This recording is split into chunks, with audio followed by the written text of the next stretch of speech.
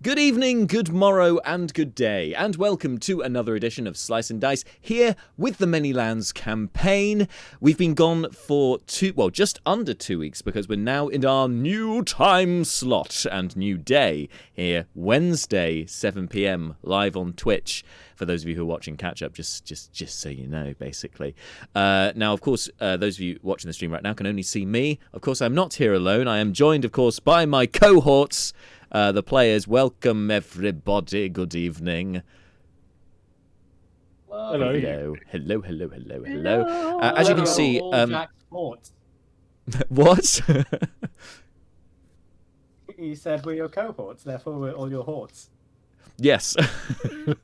Yes. Welcome to see all my horts. Let me display my horts. That's all I need. And for those, do not adjust your set, guys, because no, Marta hasn't dyed her hair. No, in fact, this is our guest star for tonight. Some of you may recognize her from real life, from perhaps some different acting projects, or perhaps may even recognize her from our own The Cage series, or you may even remember from 2 years ago now, James's superhero one-shot. She joined us for that. Welcome, Jess Lawlor, to the stream. Hello. Hello. Good day to you. Yeah, Hope you're well. James's one-shot was awesome because I played a sorcerer class, and I tried to do Raven in a sorcerer class. That was quite good. A shadow class, I think it was. That was very fun. Fun. It was very fun. I think all of us players had a great time coming up with with how to make these characters into D&D characters, and then just going hog wild in the actual game. And in fact, you can. A very Azrath Mitrion's Zinthos to you. Yes. And I believe it was said.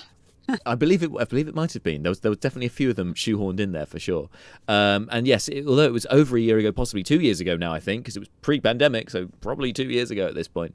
You can still check it out. It's still up, as are all of our streams, up on our YouTube channel. There's a link to that on our Twitch page. Shameless plug. I did not explain to Jess that the rest of you can't hear the shameless plugs. Only the viewers can hear when I press the shameless plug button. So if there's just this awkward pause after me saying a bit, it's because I'm waiting for the shameless plug noise. It's not just a pause. Yeah, probably should have given you that before the stream. Just awkward. Yeah. So. Yeah, exactly. So, speaking of shameless plugs... Shameless plug! First one, and I want to see everyone in the chat making use of this, because new to our Twitch stream, we now have emotes for all of our followers! Wow! Yes, that's right. So those of you who are on our Discord will already know that there are emotes that you can use on our Discord, which are personalized custom emotes just for the campaign, and they are basically all screenshots of players with pulling various faces. Well, they're now available for you to use in our Twitch stream as well. It was originally just for subscribers, but now followers have access to 5 of our emotes, and they are as follows. I'm going to try and remember this when I write them down. I believe they all start with the slice A1 prefix, but you've got in no particular order. We have Clap Bart, which is Bart clapping. I'm just going to put them in the chat now so everyone can see it. We then have Scared DK. We have What the Fuck Marshall. Sorry, WTF Marshall, an old favourite. Come on, Fink. Come on, hands, work quicker. There we go. There he is. We also have Shocked Martyr. And finally, you have Sus Seth. So at any point, if you in the chat, if you think players need to be applauded, use a clap Bart. If you're wondering what the fuck's going on, use a what the fuck Marshall. If you're scared, use a scared DK, or you think everyone should be scared. For instance, if a beholder shows up, that's probably quite scary. Not saying that that's necessarily going to happen. It might do, but who knows? If you're shocked by the latest developments, use shocked martyr. And if you think somebody's being sus, use sus Seth. That would be my advice. But there you go. Emotes for everyone. I think Marshall got so excited. Something is going on with Marshall. He got so excited about the emotes that he has now wandered the hallways of his current location. Dear. You are muted, Marshall. Yes. He's so excited he's going to visit other people in the hotel and tell them about the stream and the emotes. Use the emotes, everyone. So they're there for you to use, and we have updated our we can't hear emotes. You, Marshall. Sorry, Marshall. We have updated our emotes for our subscribers as well. Subscribers will have our bad internet is the problem, Marshall, and no worries. So the custom emotes for our subscribers have been updated as well. Tier 1 subscribers now get 5 custom emotes, and they are, in fact, character art of our party. You get them as emotes that you can use, which is really cool.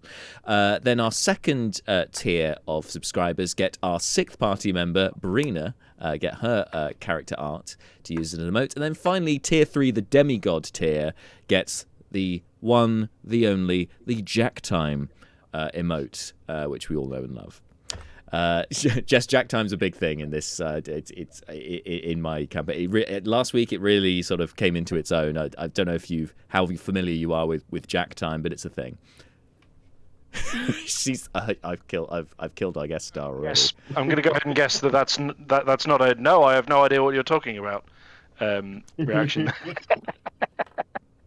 It may have been what are we on? Have we made it 10 minutes in yet? No. I feel like we should set challenges to ourselves. Not in this game. 12 minutes before we just straight up killed Jess. I just did the air horn, just like just cold-blooded murder on the stream here. See, we should just set challenges. It's like, how long can we get Jack to talk to himself today? And it's like, have we reached the 10-minute mark of him again conversation with 3 people? Yes, was that enough Jack Time for you? Well, I guess we'll find out. It did it again. I don't really know where to go from here, Jess. I think Jess really would like some Jack Time. Fun but stream. This is going to be a fun stream, I can tell. It's going to be a fun stream. All right. Okay, moving swiftly on. Shameless plug. So the eagle eyes amongst you will have noticed on our notice board already, if you're not too busy looking at the half purple screen of Marshall's webcam at the moment. So 5 guys. 5 guys, burgers and fries. Very nice, very nice. Very sensible to cover it up as well. I appreciate that. All right. The eagle-eyed amongst you will notice on our notice board to my left here that we that we have now launched, and I discussed this on our last video. We have launched our February sale on our merch store because we didn't have a January sale. Because I didn't have access to the merch store. We had a bit of a problem with it, but I managed to get it fixed. And we have, not only do we have a February sale on right now, use the code ManyFeb20 to get 20% off in the merch store. Not only that, but we have 2 new lines that have just become available. 2 new collections, should I say. The first of which is the Black and Golds collection. Team, you may remember Black and Golds is the bank in the gold sector of the Dragonborn Kingdom, for which the pit champions, you guys, have recently opened up an account in. And it was run by a dwarf, which you weren't expecting in the Dragonborn Kingdom, called Cherald. Anyway, yes, there's Black and Gold's collection with their logo and "For the Discerning Dragonborn" written on it. And we have a second collection called the Crafty Collection, which I'm very excited to reveal right here on the stream because it arrived today. I have a new T-shirt. I have a Crafty Crew T-shirt. Okay, I've got to take my headphones off. Hang on. So you can see it all live in the flesh. Right. It's the Crafty Crew, feared, revered, and scared throughout the Dragonborn Kingdom. You can get yourself be part of the Crafty Crew with the Crafty Collection on our merch store and get 20% off right now. So go check it out. I really should put this on during the during the intro video when it'll be a bit smoother because there'll be other things going on rather than just awkward silence. So I'm going to do it then. See, I just thought that because we can't hear the sound effects, you'd put on some like stripper music as you take the shirt off, put a new one on, and we're all just sitting here awkward silence. But the stream is getting a show. I mean, we had a bit of kinkiness last week in the session. I seem to sorry, not last week, 2 weeks ago in the session. So just continuing on that theme, I guess, with a different kind of Jack time. Anyway, moving swiftly on. Let's have our next shameless plug. Shameless plug! So I discussed about the merch store sale in our stream last week, which was our recap session previously in the Manylands campaign, where I went over sessions 76 through 80, our last batch of 5. So that's all up on our YouTube. It's still available actually on Twitch for you to watch for the next week. So if you need to catch up on some of the most recent sessions of the campaign, but just don't have the time available to listen to each individual session of 2 to 3 hours per episode, then you can get the summary from me as well as some tidbits and behind the DM screen knowledge by checking out that previously stream. As I said, it's still on our Twitch and it's up on our YouTube as well. Final thing about Twitch streams. Shameless plug. I want to give another shout out to our friends at Roll for Mischief, because now that we have moved our slot, we're actually just the day after their live stream. So they were yesterday at 8 p.m. with the latest episode. I think they're on episode 3 of the Shroud of Avaricon. I'm pleased to say that I have caught up and watched the entirety of the first session now, and it's very intriguing. They also have rolling DM guys. They will have one of them will be the DM for a while, and then they'll come in with a player character, and somebody else takes over as the DM. It's an interesting way of doing things that I have never done before, but it's intriguing, and I know they did it. They did it with their last campaign as well. It's masterfully done. And as I said, intrigue is at the heart of the campaign thus far, and when I left things at the end of the first session, bit of a massive cliffhanger. They're at a masquerade ball hosted by a dragon, and it all goes sideways at the end of the first session, and I really need to tune into the second one to figure out what the heck happened. That's all I can say, but check out Roll for Mischief. They also upload all of their sessions on their YouTube channel as well, which is youtube.com/rollformischief. And I think those go up on Fridays. They go up later on in the week anyway, so you can catch up that way, and that's how I've been viewing them, as I can't actually make their live sessions due to my own commitments, like the fool that I am. Anyway, Roll for Mischief. Go check them out. twitch.tv/rollformischief. And then shameless plug. I want to open things up to the floor here. But before I, first of all, though, Bart, shameless plugs. You have the floor. Take it away. Yes. So I suspect more or less everyone have known people in my life to suffer from cancer, and in some cases suffer from it, as it were, terminally. And I don't know about you, but I've frankly had it. I'm done. I'm over it, extremely over it. And so I have signed up for not one but 2 charity hikes. I'm a big fan of hiking. I'm a big fan of not having cancer, and I want to merge these 2 interests to maximize efficiencies. So what I'm doing is I'm going to hike around the Lake District. I'm doing a 26-mile hike in the Lake District, and then I think about 3 weeks later, because I am a fool, a madman, and an idiot, I am then doing another walk, only half a marathon's worth.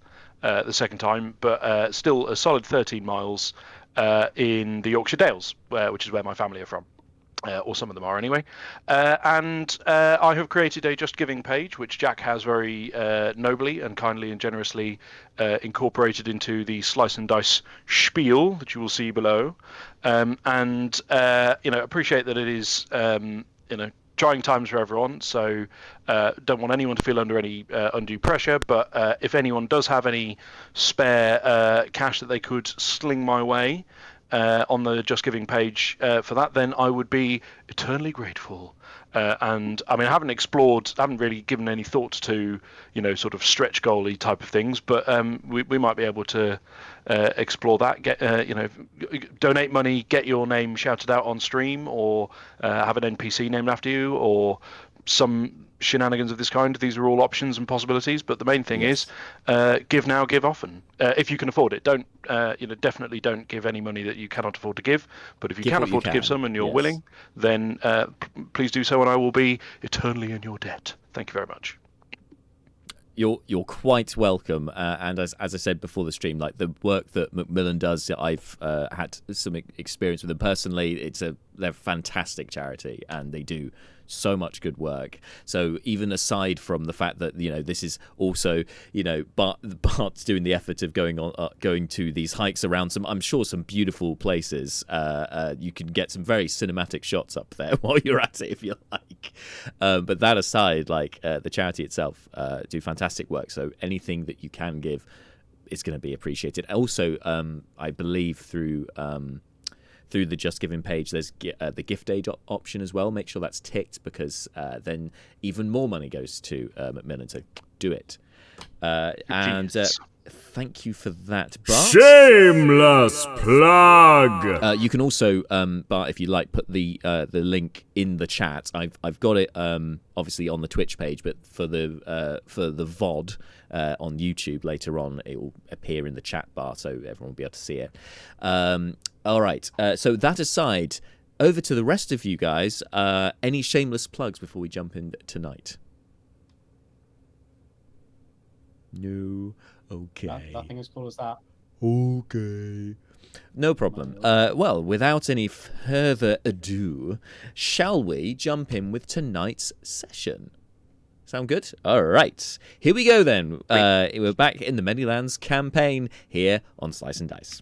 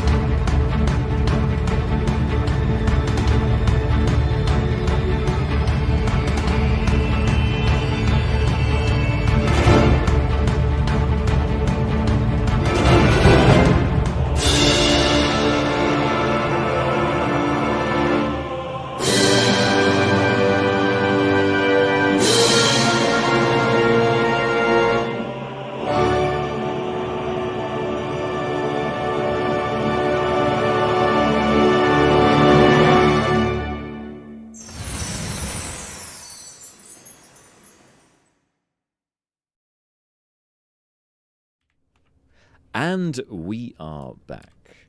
So, last time in the Manylands campaign, the party, or otherwise known as the Pit Champions, had come across some kobolds who had accosted them, three of them disguised in a trench coat, and managed to fool Malar long enough that they could then spring out and try to take his money or his life.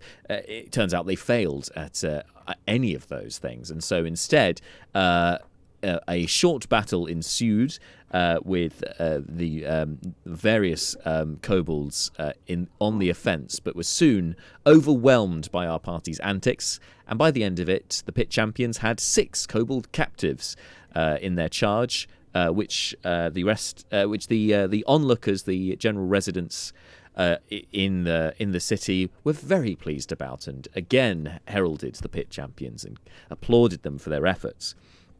But as soon became apparent, the party did not want to take 6 kobolds back to the inn with them, so instead they decided to, before turning them loose, question them and find out more about their motives, where they came from, etc.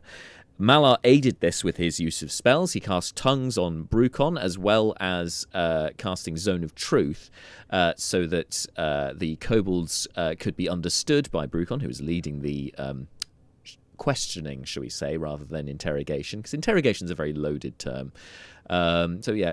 Questioning the captives. And soon it became very clear from our trio who were in the trench coat, Komodo, Critter, and Kevin, of the Crafty Crew, that the Crafty Crew are a collection of pickpockets who operate throughout the city. However, they were working on behalf of the Kobold Kingdom, which Kevin very readily admitted was an organisation, a clandestine organisation, the Kobold Kingdom, that operated underground in the sewers of the city before being shouted down by the rest of his patriots. Once that information had been established, that was enough for Brucon to let the three of them loose and go on their way, as long as they agreed never to cross the pit champions again and never to try stealing from them, which they readily agreed to, and then offered their services to the pit champions for monetary gain, but this was very flatly refused. Instead, they went off on their way, and as they did so, Kevin noted to Brucon that the rest of the kobold prisoners could be sent to Lord General Xerox of the Black Sector, who has a jail there to hold on to the prisoners, but equally the Lord General is trying to get into the Kobold Kingdom, so Kevin said, and so this could be of use to him. Three of them then went off on their merry way, and Brucon's attentions turned to the shaman prisoner, who revealed that he did not have a name. So I've just seen in the chat, sorry, that really threw me off. Yes, all of the K's, all of the time. So the shaman of the Kobold Kingdom, who did not give a name, was not very helpful when questioned by Brucon, only admitting that the shaman revoke their names as part of their servitude to the Kobold Kingdom, and would rather die than reveal any more information about the Kobold Kingdom, because the Kobold Kingdom are the rightful occupiers of the city, and they are looking to overthrow the Dragonborn Kingdom because they are the true servants of the dragons of old, which I'm sure raised a few red flags with our party, who are currently investigating into an assassination attempt against the king. This, overthrowing of the Dragonborn Kingdom would make sense. So were the kobolds behind this plot after all?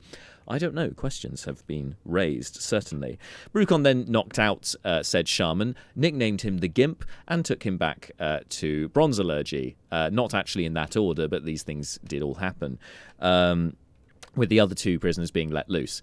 The rest of the party all then head back to Bronzalurgy. It should be noted that Seth and Leobrin, or Seth more using Leobrin, distracted the crowd by heralding Leo a hero and encouraging the muddiest of the denizens to embrace Leobrin's very fine and clean clothes, which did not go down very well with Leo. Anyway, you all head back to Bronzalurgy. Seth notices, is very interested in the gathering of vagrants outside a particular building not so far from the inn that you're staying, Bronzalurgy, while the rest of you all head into the inn. Neris reveals her magic item, the graphite slate, or as was called by Leobrin, the magic bondage table, to secure the shaman, otherwise known as the Gimp, too. So this is where things got a bit kinky, as we were referring to last time. Just on the face of it, just seems a little bit messed up. And it was quite messed up to one of the patrons of the inn, who observed appearing out of one room and going into another room, Neris, Malar, and a kobold shaman strapped to a floating slate. Yes. That is where we left things with most of the party, but Seth scuttled off to investigate what was going on with these vagrants outside this building. As it turned out, it was in fact outside of the soup kitchen, which was being operated by Pharrell Ragthrock, the leader of Clan Ragthrock and kind of the authority in the bronze sector, who you have met before. And she had actually agreed with you guys to meet you at the soup kitchen, and so was very pleased that Seth turned up as a member of the Pit Champions, a local celebrity now, to help out at the soup kitchen, and also gave her an opportunity to propose about using Seth and the party's, the Pit Champions' connection with the king, King Zandak of Rachir, to organise a one-to-one meeting between her and he, with the idea of proposing a unification of their two great houses so that they may rule Rachir together, uniting the bronze and gold dragons once and for all.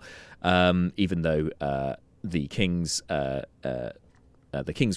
the deceased queen, passed away but a year ago. Perhaps it's a bit early, but wants to make the move, and Seth has agreed to have a word with the king, whilst fatally, tragically being trapped in servitude to the masses of the bronze sector, ladling soup for everyone for the next couple of hours. So while the rest of the party will be resting for an hour, Seth is mucking in at the soup kitchen. But meanwhile, elsewhere in the city, we're going to kind of take us back a little bit, to be honest, in time, and we're going to go over to Jess's character, who you have been. You've been conducting your investigations in the city for quite some time. You've only recently been able to acquire... Well, you've only, in the recent history, been able to acquire certain powers that will aid you in your investigations. But you have heard word about these new arrivals, these Pit Champions, because who hasn't heard of these celebrities in the city?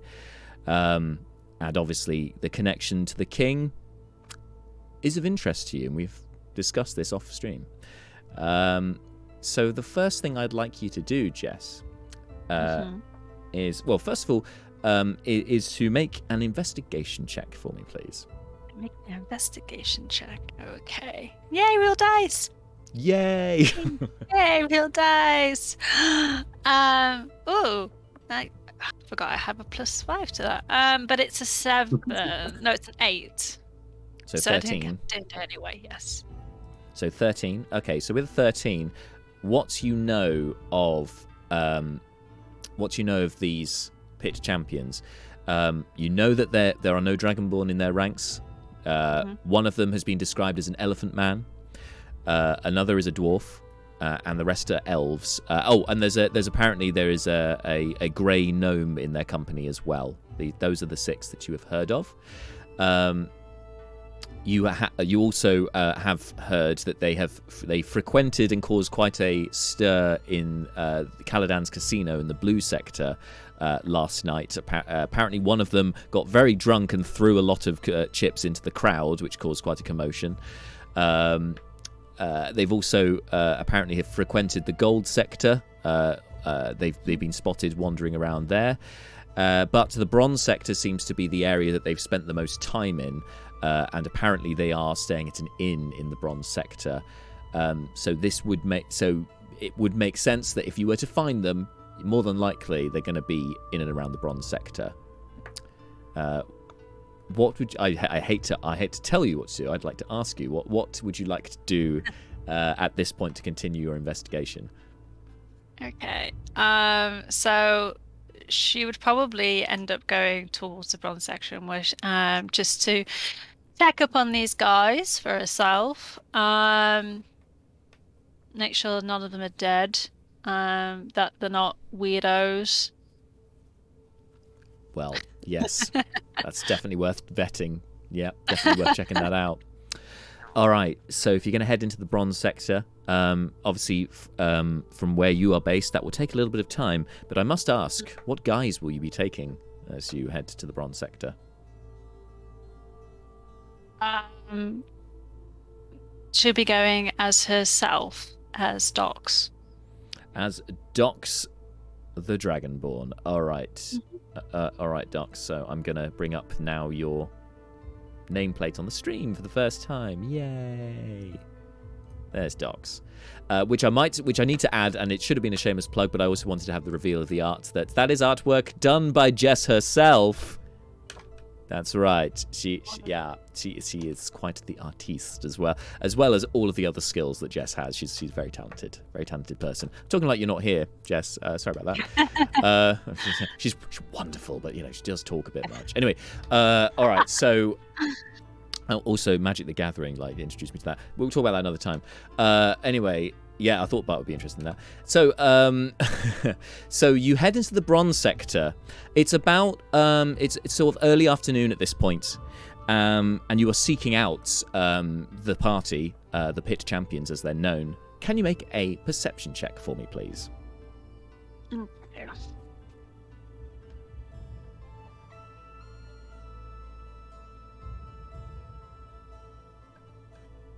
Oh, that is a 21. A 21. All right. The first thing you notice when you enter the bronze sector, that's out of the ordinary, because you know that the industrious folk of the bronze sector, it's normally a hive of activity anyway. A lot of people moving to and from their workplaces and so on. There's all the extra noises of that. However, you do quickly with your ear to the ground, as it were, you pick up the sounds of commotion up ahead of you, and as you sort of continue moving in that direction, your attention is drawn to the sky as you see a dwarf fly up into the air and land onto a nearby roof, and then out of sight. Okay.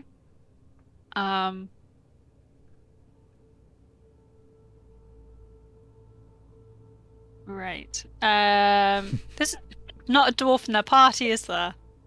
There is a dwarf in the party, yes. There is okay, sorry.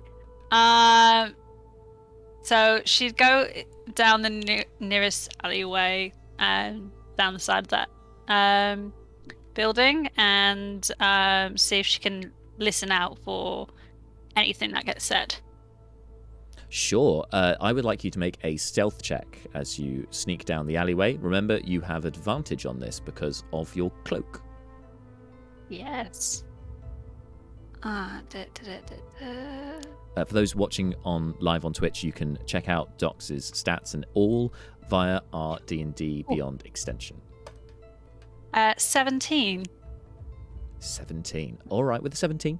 Sneak up to a nearby corner. You know the alleyways of Richir better than most, being that you've lived here for quite some time now, and have been, given your previous occupation, have been used to using back alleys and so on. You do find a good spot, and you have a listen out to what's going on. Can you make a perception check for me, please?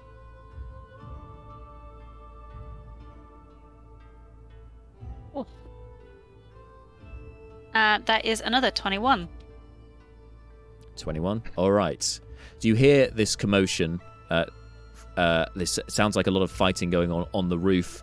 There's a excited chatter of kobolds. You can hear, at one point, you hear an elephantine sort of blast of a horn in and amongst the fray. You hear the collapsing of, it sounds like a load of barrels and stuff fall from a great height early on in this scuffle. And the last thing you hear before it all dies down, when it reaches a crescendo, you hear ah! And a kobold falls off the roof and splats onto the ground not very far away from you. As you can see, broken neck, this one's a goner. Gosh. Right. So really, she's just going to stay still and ignore the broken body that's next to her. Okay, and continue listening. You gather that it seems this group of individuals, not Dragonborn, they seem to mostly be speaking Common. Actually, have round up some of these kobolds as prisoners. who seem very pathetic now. Obviously, you speak Draconic, so you can understand what they're muttering to themselves. They're not pleased about their current situation, but equally, they are not in a place to resist. And you hear them start to be moved away. It sounds like they're being taken towards the main street, away from the alley. Okay. Well, I'll follow the kidnappers. Okay. I'll allow you to continue using your current stealth roll. Oh no! You just... So you note as they continue, as they now have 6 kobold prisoners, that first of all, a lot of the crowd are out of clapping and applauding them, and this makes it even easier for you as a Dragonborn to kind of just melt into the crowd and start moving amongst them. And it seems like this lot are starting to get used to their newfound fame, as they kind of just start waving their hands and not really paying much attention to the crowd around them, but continue on with their 6 prisoners. After a further way down the street, they stop again. This time, two male elves of some variety, one with a greyish hue and a tricorn hat, the other with a sort of more pinkish complexion and a rather oversized ruff around his neck, along with some long reddish auburn curls, wavy rather than curls, wavy hair, are having stay in the street, whilst the other 3, a youthful high elf female, the dwarf who you saw earlier in monastic robes, and the rather large elephantine individual, the elephant man that you've heard of, in his you note has a symbol of the 8 around his neck, move into the alley with the kobolds, whilst the 2 elves seem to be pandering to the crowd, or at least one of them is bigging up the other one, and within moments, a series of muddy children go to embrace this elf who doesn't look particularly, this elven individual who doesn't look particularly pleased about it, but nonetheless is accepting of these very muddy individuals accosting him. What would you like to do? I'm just gonna let it all play out and continue watching. So, are you observing the 2 or the 3 at this point? The one with the kids. Okay, so you're observing the pair. Yeah. Okay, the two elven-like chaps. Yes, you get the sense. You can actually make an insight check to see what you can gather from these 2. Oh, that wasn't so great. It's too noisy. It's that's a 5. Okay, 5. I mean, you these 2 don't seem the closest. They don't. It seems that they've travelled together, but are more just. They seem aware of each other's abilities, but it seems that the grey hue elf seems to be a bit of a prankster of sorts, and has played a trick on the other one, and it seems probably to do with the muddy children. It seems that this elf is particularly averse to, the one in the ruff. That's to be honest, that's all you can really get with a 5. Like there's not much else you can tell from this particular interaction. But within a few minutes, you see the 3 return from the alleyway, now with only 1 kobold, unconscious over the dwarf's shoulder. The other 5 are nowhere to be seen. Oh no!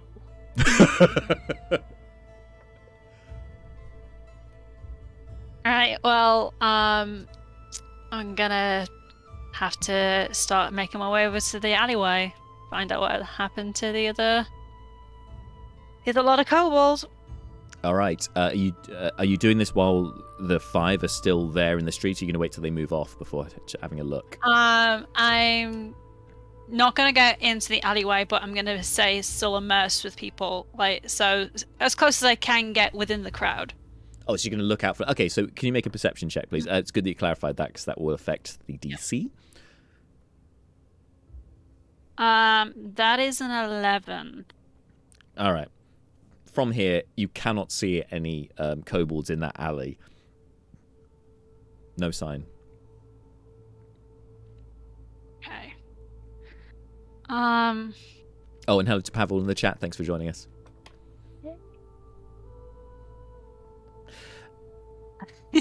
Docs, what yes, what do you do? What do you do? Okay. So I'm going to make my way back through the crowd to see what they're doing with the current kobold. Okay. So Instead. So you see within moments, as a short discussion with the two elves who've stayed in the street, the crowd sort of part and allow the group to continue on their way in a northwesterly direction up the street towards the inn Bronzalurgy you would be familiar with. You know of this inn, and sure enough, that seems to be where they're staying. As they all 5 of them, you note that although you knew there were 6 pit champions, you can only see 5 of them. You've only seen 5 of them thus far.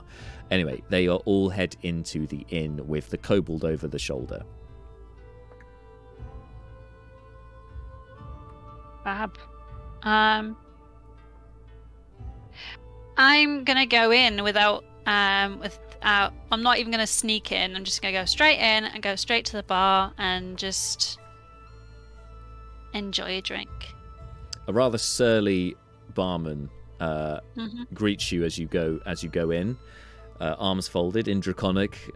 Just kind of he nods to you, and then in Draconic he doesn't. The nod isn't Draconic.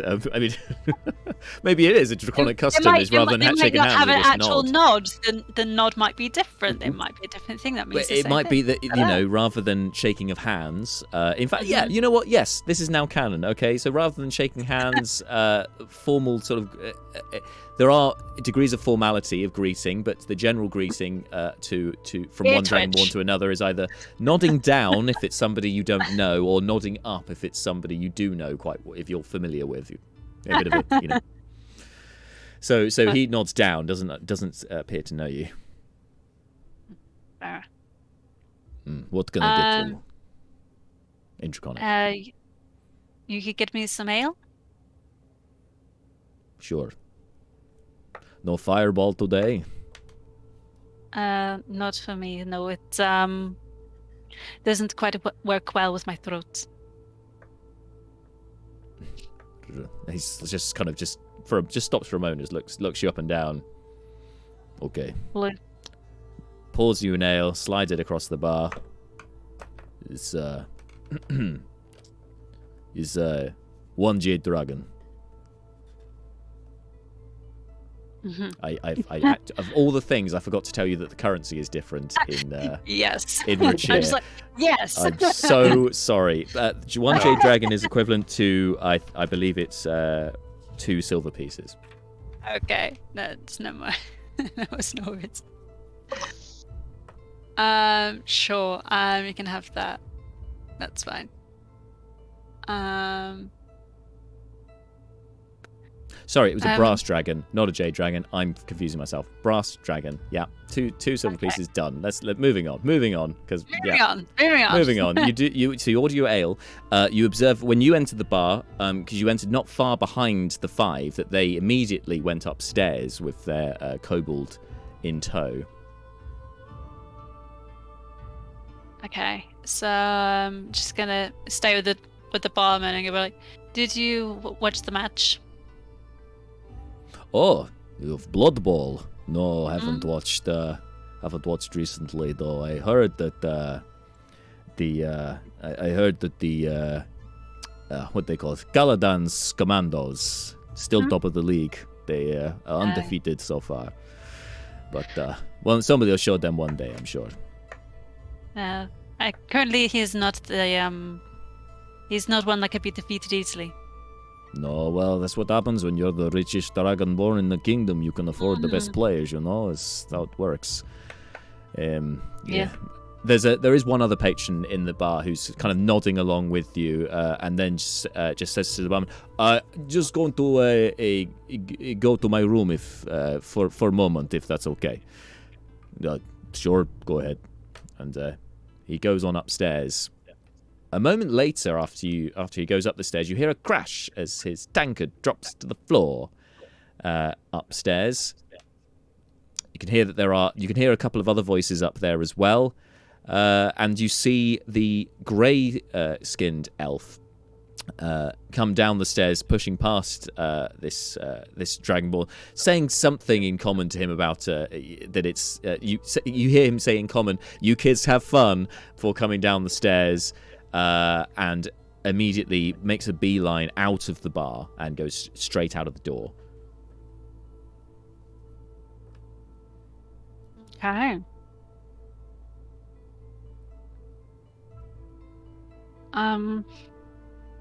Just gonna go to the barman and be like, save me a seat for tomorrow. And then she's gonna head off. Just it nods upwards as you leave. All right, so where are you going? She's gonna following the elf. Following the elf. All right. As best I can. So you see the elf. He makes a beeline for what you know is Pharrell's soup kitchen. He's walking in amongst the dragonborn. Well, some of them are lizard folk, some of them are kobolds, but the vagrants. If you could make an insight check for me, please. Try and work out what this guy's doing. Natural 20. Natural 20. Had an air horn play on the stream. So now, Seth, James, correct me if I'm wrong here, but I believe that Seth's thought process at this point, and that she and I don't want to give too much away because it's only an insight check, but you're looking for. You're trying to ascertain what the Dragonborn are gathered here for, right? Yeah, it was just figuring out what the large gathering was for, like if it was some big public thing, and then if she's still there when she sees me interacting with them, a lot of hesitation when suddenly realizing I'm about to help stuff. Yes, you also observe that he's listening very carefully, which means he must have some kind of understanding of Draconic, which wouldn't expect from an elf, but does seem to understand what's being said between the folk that he's walking amongst. The crowd then parts as Pharrell Ragnarok herself, somebody you would know, of course, one of the suspects in the case, but also a prominent figure in the bronze sector. Turns up in her usual sort of plain clothes, but with many bangles down one arm and long braided locks. Immediately makes a beeline for Seth and starts conversing with him. The elf, and starts conversing with him in common. Before ushering him inside to the soup kitchen, closing the door behind them.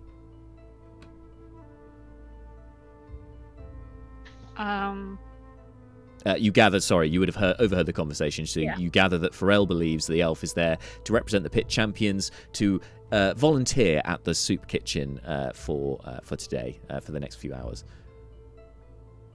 Fabulous. Okay.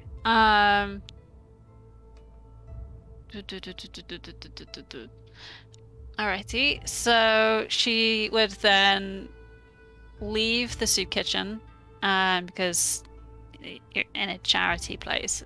So, okay. So she's gonna go back to not going inside the inn because she said goodbye to the barkeep now, so she can't go back in. Oh no. So she's gonna hang about outside, see if she can hear anything from any of the windows. Actually, if there's a way for her to safely and easily get up onto the rooftop, then she'd probably do that. All right. So I say you'll probably want to be looking for some way to get to a safe place up on the roof or whatever first. So I think for the purposes of this, let's make it an investigation check. That'd be nice because I'm very good at that. That's a 15. 15. All right. So you're aware that round the back of Bronzalurgy there's kind of an outdoor storage area, like with some large crates and so on. they're normally stacked quite neatly, so you may well be able to sort of clamber up those, and that would be able to maybe get you a vantage point that you could then clamber onto the roof from. Fabulous. So she's going to go do that and just like stick on the rooftops. And to be honest, she thinks she'll probably stay on there until they start moving from the inn. All right.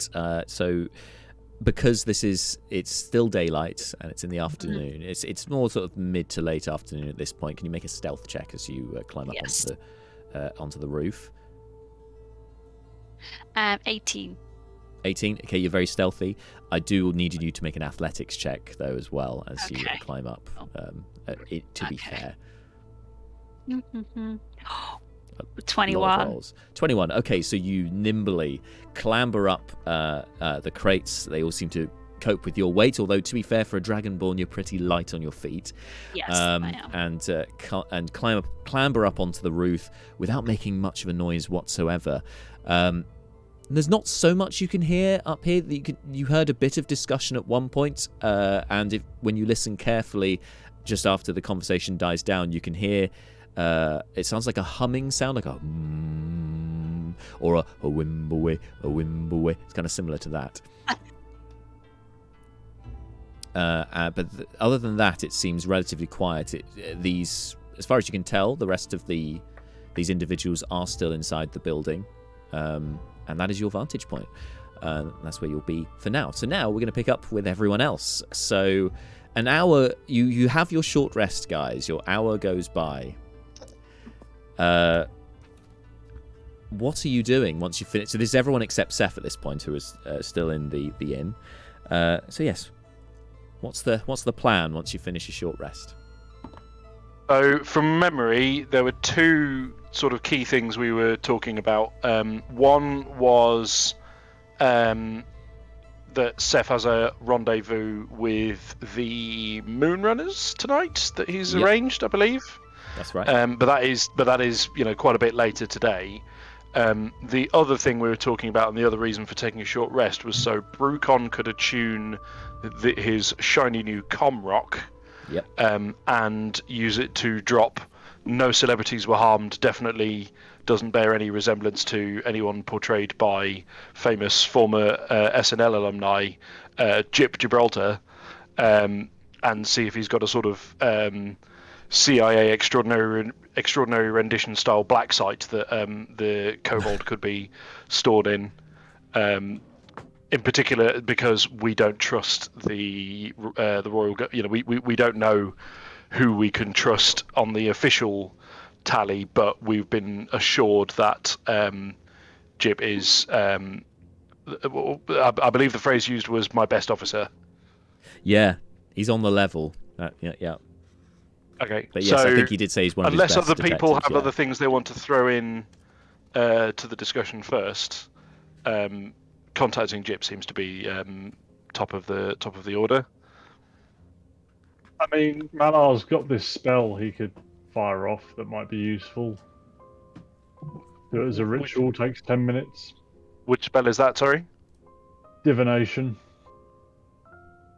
I mean, yeah, if you've got access to divination, far away, my dude. Divination, divine guidance is something that I am absolutely 100% up for. Yeah, okay. So I do have the requisite offerings. Mm-hmm. I bought that last year.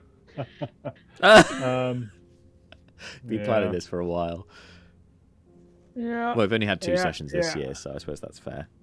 Was this the flowers and the incense? Yeah. The incense. Ah, yes. I just checked, Jack, in my capacity as note taker. Is it Jip with a P for Papa or Jib with a B for Bravo? Jip with a P for Papa. Yes. Thank you. And J for Juliet. All right. I'm just reading up on divination, to be honest. Your magic and offering puts you in contact with a god or a god's servants. You ask a single question concerning a specific goal, event, or activity to occur within 7 days. The DM offers a truthful reply. The reply may be a short phrase, a cryptic rhyme, or an omen. Ooh, I should have known about this beforehand. I could have prepared something nice. I should have prepared. It's my fault. The spell doesn't take into account any possible that might change the outcome. Here comes to ye these answers 3. All right. So you place. So you place the incense and the flowers into a pile, in a very ritualistic manner. Obviously, because it's a ritual, but it seems like it's very codified the way that you place these down very carefully, rather than just throwing them into a heap. You utter the incantation, and you are then aware. In a moment, you feel a connection to the divine, to the celestial plane. You feel a connection. You believe. To the 8. They can hear you. They are waiting on you to say something. Oh, fuck. Okay. Right, okay. The hook with this is it's something to occur within 7 days. Yep. I've overlooked that. So Mallory's going to look up this cloud of incense or whatever and sort of say, will we meet the person or people responsible for the death of the king's family?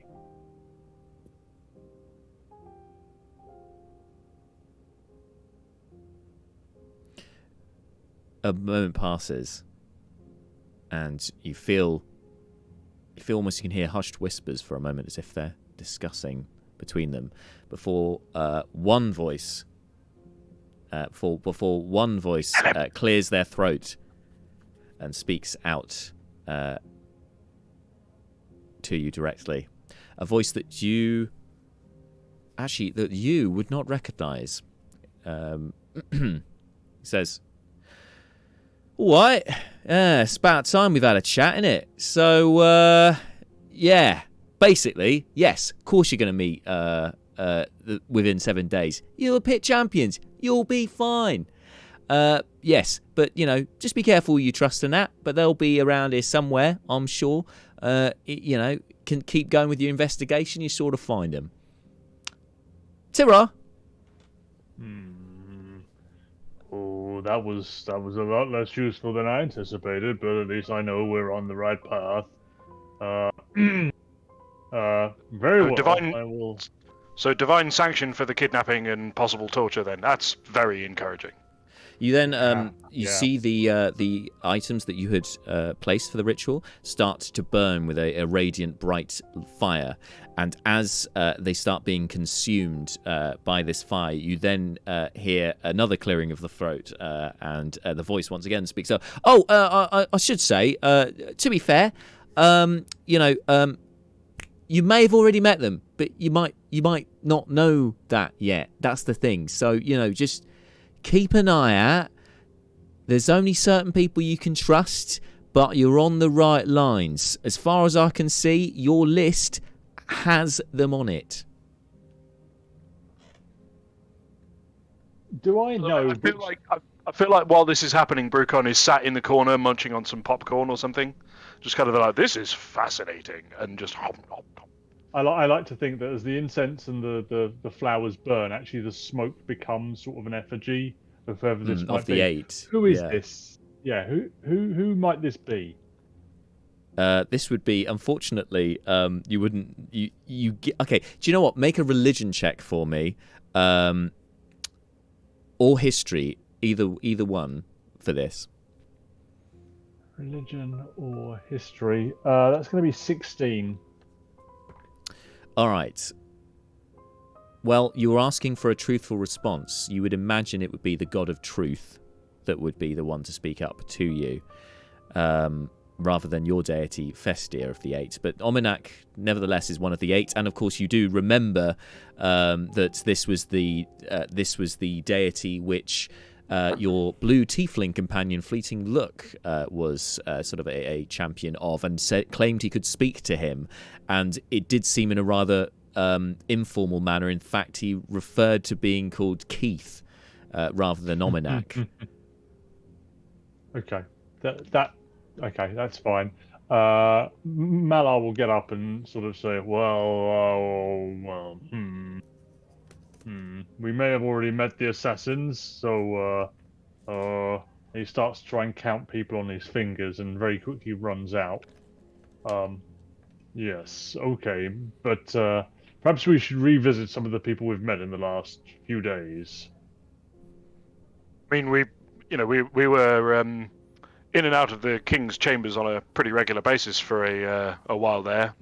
So, I mean, the list of bigwigs of Herthir that we have, which is basically our suspect list, I think we've met them all. We've definitely met Xerox, who's the head of the militia. We've definitely met Caladan Lambold, who's the head of diplomacy. I've certainly met Dudra Denish, who's the head of culture. Imbixtel, did we meet Ryam Imbixtel? Yeah, you did. Yep. Yeah. All of them were present. I was going to say, I think we met crowning ceremony. Dropping MOC for a second. I think we've met all of these people, and Funch.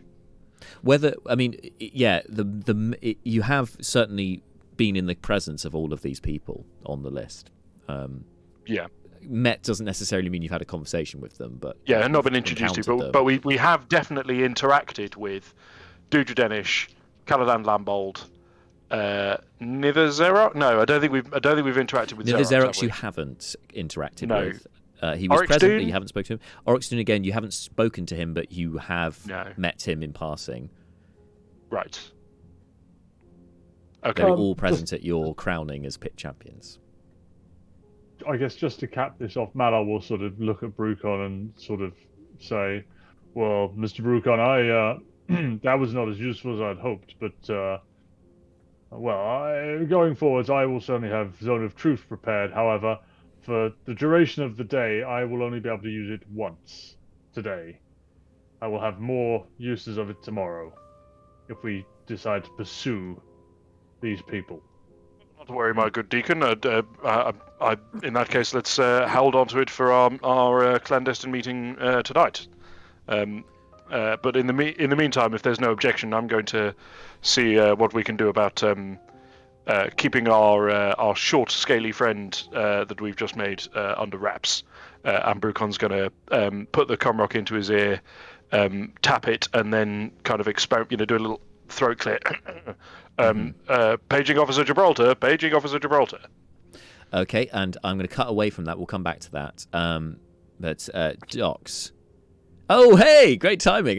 Meantime, Hello. Martyr, a wild stranger martyr has appeared. entered the chat. Just as we cut scene away from where Neris is, but that's okay, Marty. You can get acclimatized. We've basically just witnessed what you guys have been up to in the last session or two from the perspective of somebody who's not in your party, which has been quite interesting. Yeah, we had an out-of-body experience. It was weird. It was weird. And Malar has just spoken to one of the 8 for guidance on your investigation, which was perhaps not as helpful this time as we hoped, but it was nonetheless a truthful response. So it narrows down a little bit. Certainly rules out other suspects, you might say. Who's still sus? Yeah, basically, they're on the list. Wherever they are, they're on the list. You got that much. Okay. Docs, you observe after an hour goes by, the weather is starting to turn, starting to lightly drizzle with rain. Some grey clouds are forming.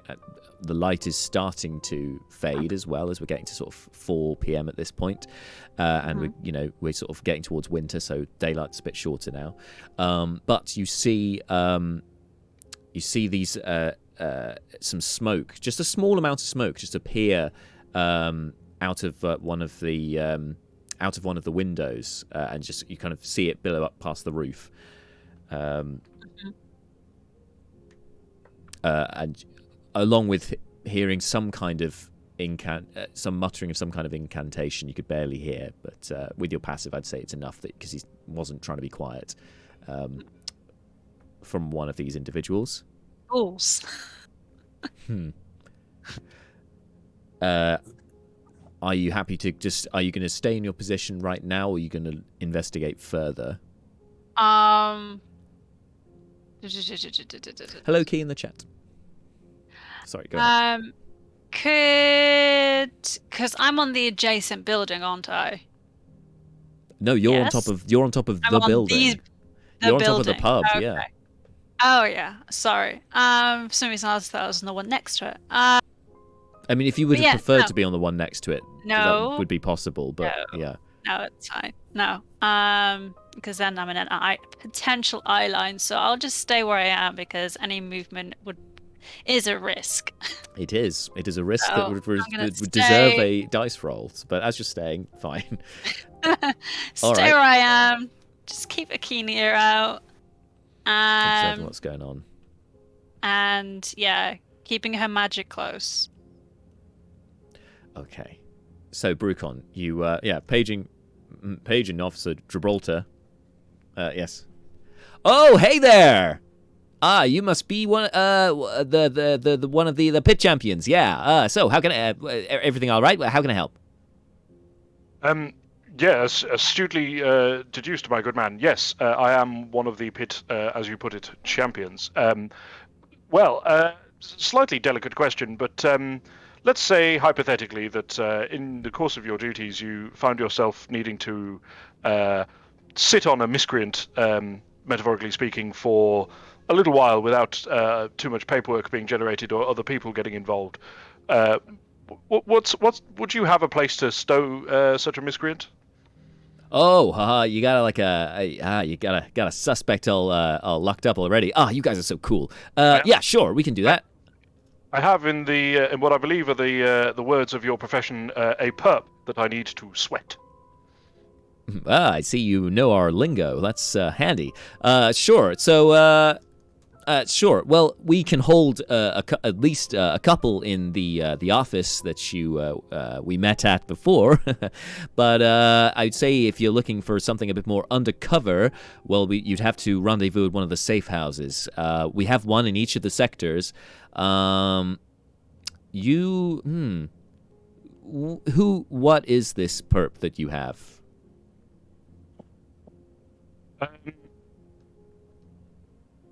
Brief pause. Can Brucon do an insight check on Jip? We have briefly. We have actually met. I'm pretty sure because he was outside the. Yeah, this is the guy who was trying to set up a drug deal as an undercover officer outside of his office. Yes, yes, and then Malar busted them. So yeah, indeed. Okay, yeah. So Brucon would like to do an insight check, like just a kind of a broad. How much do I invest in this guy versus keeping him at arm's length kind of check? You have disadvantage on the check because you've only relying on his voice and what you already know about him. You don't have the body language and the rest of it. More information better than not having it. So let's go. Okay, well, both of those rolls were bad. The worst one was 7. Okay.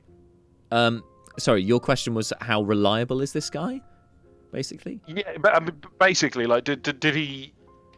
So the fact that the first impression Brucon got of this guy was staging a drug deal literally outside of his office, is that just his methods are unorthodox, or is this guy kind of incompetent? I think is Brucon's. Yeah, I mean, you obviously haven't. In your background, you haven't worked as an undercover informant of any variety. No. So I feel like Brucon might have been informed on, though. Yes, possibly. He doesn't strike you as the obvious, as a natural fit for that kind of position. Right. He's not your stereotypical upstanding. Yeah. Okay. Exactly, but the words of Commander so that's Bolt all right. ring in your ears that he seemed to be trusting of him, but that's all you really have to go on at this point. Okay. All right. Zoop, snap back to the moment. Brucon ponders for a moment and says, well, I'll be honest with you. I'm not entirely sure what it is we have on our hands here. And let's say a promising lead. Sure. Well, I mean, but a bit mysterious as well. We're not quite sure exactly what it is we have on our hands, and we'd like them not to be on anyone else's hands until we have a better idea. Right. Okay. Well, I was just thinking that depending on the lead, that perhaps there might be some safe houses, some sectors that would be better to take them to, because it might be useful for some of our other detectives' investigations. But that being said, which sector are you in right now?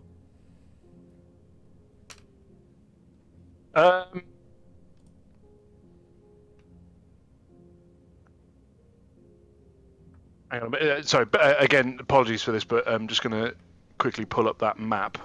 Sure. Just because I don't know that Brucon wants to just straight up tell this guy exactly where we are, but I Bart don't have a map of the city dialed in enough. No to... worries. So you're in the bronze sector.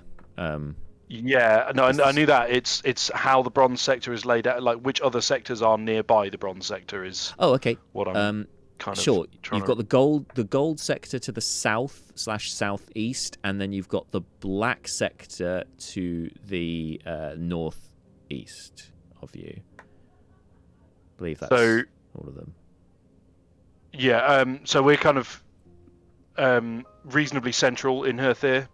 No, you're to the left. You're to the west of the city. Right, gotcha. Outside of the walls and to the south is the dock sector as well. I should note that. Right. Okay. Brooklyn goes, "Oh, we're in the sort of the west end, if you like." Oh. Well. Okay. Well. Okay. So you've got either Jesus, you've either got the bronze sector, the black sector, or the gold sector. Now, honestly, I would not take your lead to the gold sector because Flintlock and Skull, they're. If you want a recommendation somewhere to eat, talk to them.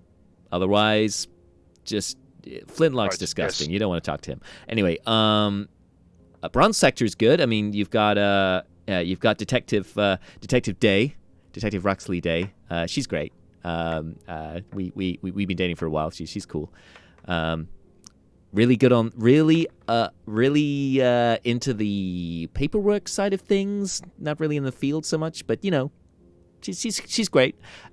Or if you go to the black sector, you want to talk to that's going to be the Lieutenant Tarek. Yeah, he's cool. Plus, the black sector has a jail, so if all else goes to hell, you can always put him in the actual jail. But I'm sure Tarek's got Captain Tarek has got a safe house to hold him in. Right, I see. Okay, and just to be clear, Officer Gibraltar, these safe houses of yours are located in the. Are they secret like your office was, or are they fairly easy to the find? office is the most visual. The rest of these, we change them, and it changes depending on the operation. So you'd have to speak to the detective directly. So that's why I'm telling you the names, so you can talk to them directly and work out which one you want to go to. I see. Okay. So have fun. Thank you. So that was black, bronze. Did he say don't go to gold because that's where the fat incompetent ones are? Yeah. Yeah. Okay. All right. Brucon sort of thank you very much for your assistance, officer, and terminates the call, and then turns to the group and goes, right. Well, we've got a choice here. We can either put our friend in the charge of Officer Gibraltar's girlfriend, or his boss.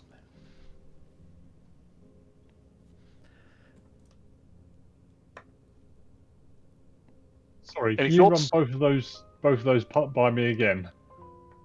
Sure. And believe me, Malar, I understand entirely your need to have that information confirmed. So I've spoken to Officer Gibraltar. His recommendation is that we take our miscreant friend to one of the safe houses. There's one in the black sector, which is run by... there was a bit of confusion about the rank, but someone called Terrick. Sorry, my bad. Possibly, no worries. I don't know this person, but I feel like they're very big and strong, and possibly quite like yogurt. And the other option is Officer Day, who Officer Gibraltar was very keen to mention is in a relationship with Officer Gibraltar. You could see why I'm putting this, why I'm opening this up for discussion. The first one. That sounds like less hassle. Yep. Okay. I think the former is the less complicated of the two options. Okay, black sector. So that's the one that's represented by the head of the local militia. So I'm thinking we probably want to try and do this. We probably want to take this person round as unobtrusive. Like, if we can find a way to get the shaman over there without drawing much attention, that would be good, because sorry, I've just realised I've dropped out of count. We don't know that the militia can be trusted, so we should probably try and do this. I don't know if under cover of night is the way to do it, but certainly stealthily. Seth? Oh, wait a minute! Bloody hell! Where's Seth gone? Oh, I was just going to say he would have been perfect for this, but typical of Seth, he's not here when we need him. That elf, completely unreliable. I joke. He's reliable, really, as long as you want things murdered. Right. Okay. Well, for the time being, I suppose we sit tight and wait for Seth to show up. Although, I mean, I could have a go. I don't want to say too much, but this wouldn't be the first time I've dodged the law. If you need anything torched, let me know. Otherwise, I can't really do much here, can I? I mean, an explosion would make for an excellent distraction. Oh, you want it, you got it. No. Now let's just. I mean, come on. He literally said it would be excellent.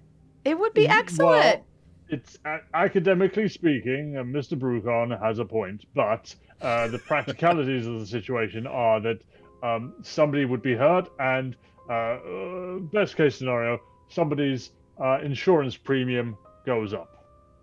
Maybe if we pick a really bad person, then it's like totally justified. Oh, Ms. Come on! No, you don't mean that. Okay, fine, but make it Mr. Seth. Yeah! Oh, there we go. All right, ladies and gentlemen, we have a plan. Do we sense an alignment change in Malar? Really. Right. Well, we joke. We're joking, right, Malar? Except the torching part of something. I still want to do that. Okay, so... No? Mr. Brucon, I fear that I will not be able to assist you in this. I think anywhere that I go, I will be somewhat You do stand out a little. You do stand out a little, Malar. It's in many ways one of your best qualities, unless what one is trying to do is hide a criminal, in which case it is very definitely your worst quality, with the possible exception of your eagerness to interrupt drug deals just on the street wherever you go. Anyway, enough of that. I'm going to get in touch with Officer Terrick in that case, and that is what Brucon does. Taps the comm bead, because if I remember rightly, the comm rock, sorry. Yeah. You can use to basically message anyone who has one, right? Yeah, basically. Cool. Okay. Well, Brucon's going to tap and. Okay. I feel like we do. Well, no. Okay. Brucon's going to tap the comm rock and say, "I wish to speak to Captain or possibly Lieutenant or possibly Colonel. Who's to say?" Anyway, Terrick. Feeling bad that he can't assist you any further in this, Malar gives you guidance if you need it in the next minute. Oh, baller. Thank you. I would actually, that's a good point. It's D4, the right? guidance will help you here. Yes, this is D4. Because obviously, Yeah, this is not someone I've had any interaction with. Yeah, because this is somebody, and you weren't sure of their title. Actually, you're kind of like, is this going to work? Is it not? But you said Tarek, and Tarek is all you needed. So you won't need to make a roll just yet. But yeah, yes, it's Tarek. Hello there, officer. My name is Brucon Ree. I'm one of the pit champions. You might have heard about our work. I heard of you. Yeah. This is an odd request, I realise. But one of your colleagues, Officer Gibraltar, suggested that you might be able to help us with something a little delicate. We have a criminal in our capture, and we need somewhere to let them sort of sit and sweat for a little while before we interrogate them. And Officer Gibraltar suggested you might have a storage facility where we could keep them and be reasonably confident that they wouldn't be taken anywhere or accidentally let out, or a fat and incompetent jailer might walk by with keys dangling prominently from their belt. You know the sort of thing I'm talking about. Somewhere safe.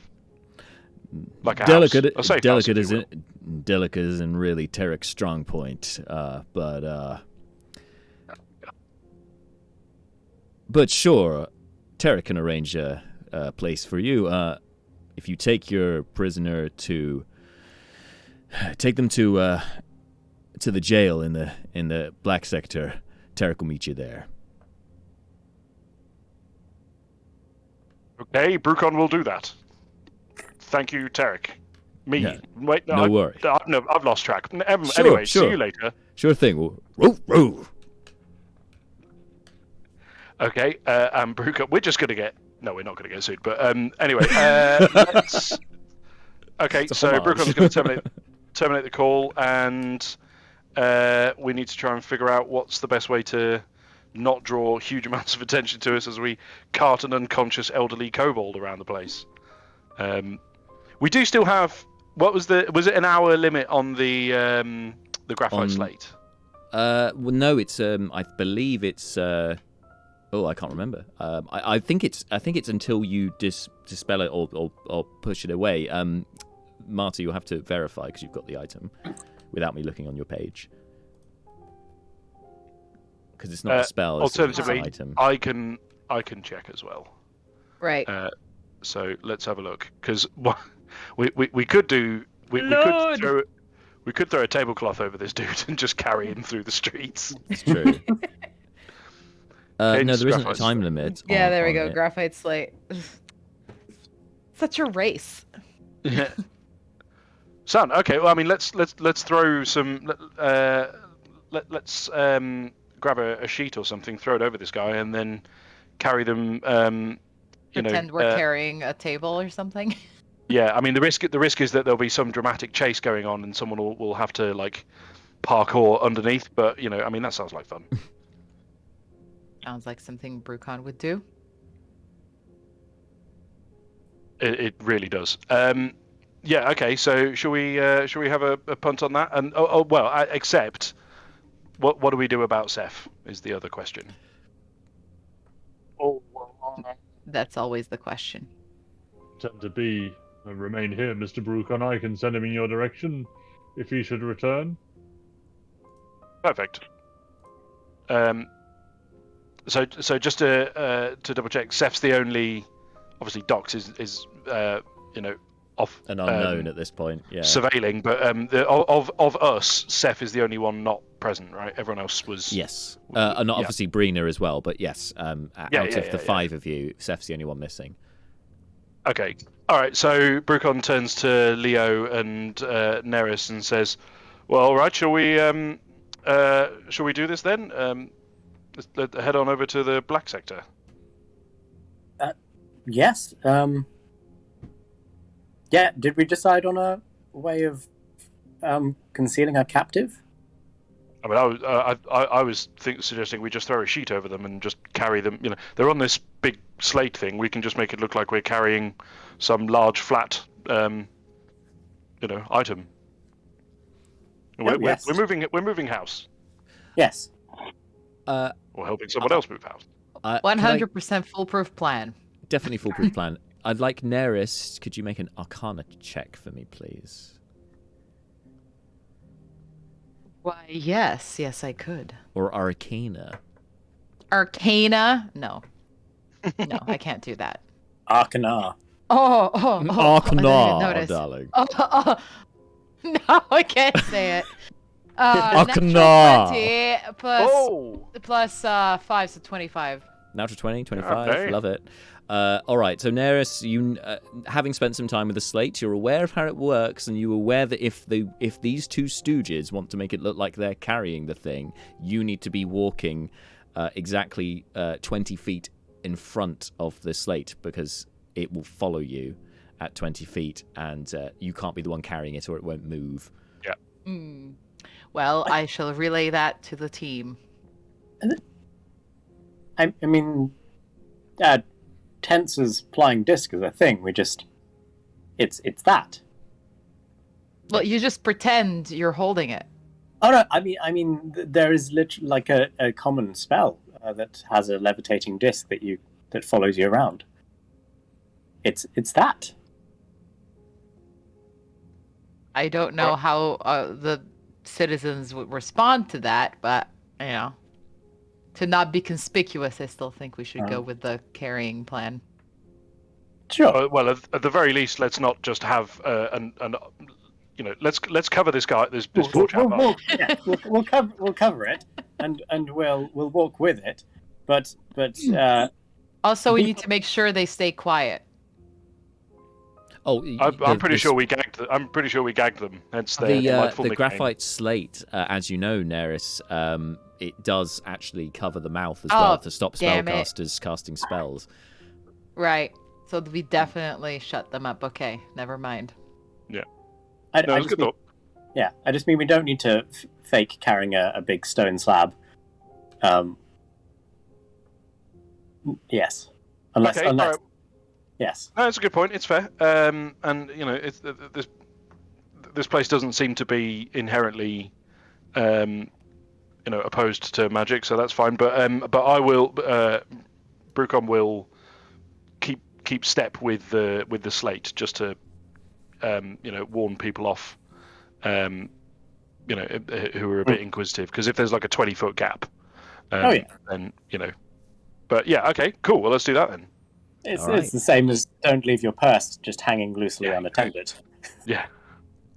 Exactly. I feel like this is a design flaw in Tensor's floating disc that you loaded up with valuables and then it sits 20 feet away from you. That doesn't seem super secure, but anyway. Yes, okay, this is true. So we're going to do that then. So the three of you, with the cloth-covered kobold. I'm not helping myself, am I? With the k sounds, the cloth-covered kobold. We've stuffed. On this occasion, it's us who stuffed you. To be fair, but yes. Coughs quietly under the cup. Coughs quietly. Yeah, Carry guys, on. I just realized I need to be somewhere else right now. So I've just got to go. You do. You guys do need to go. Okay, bye.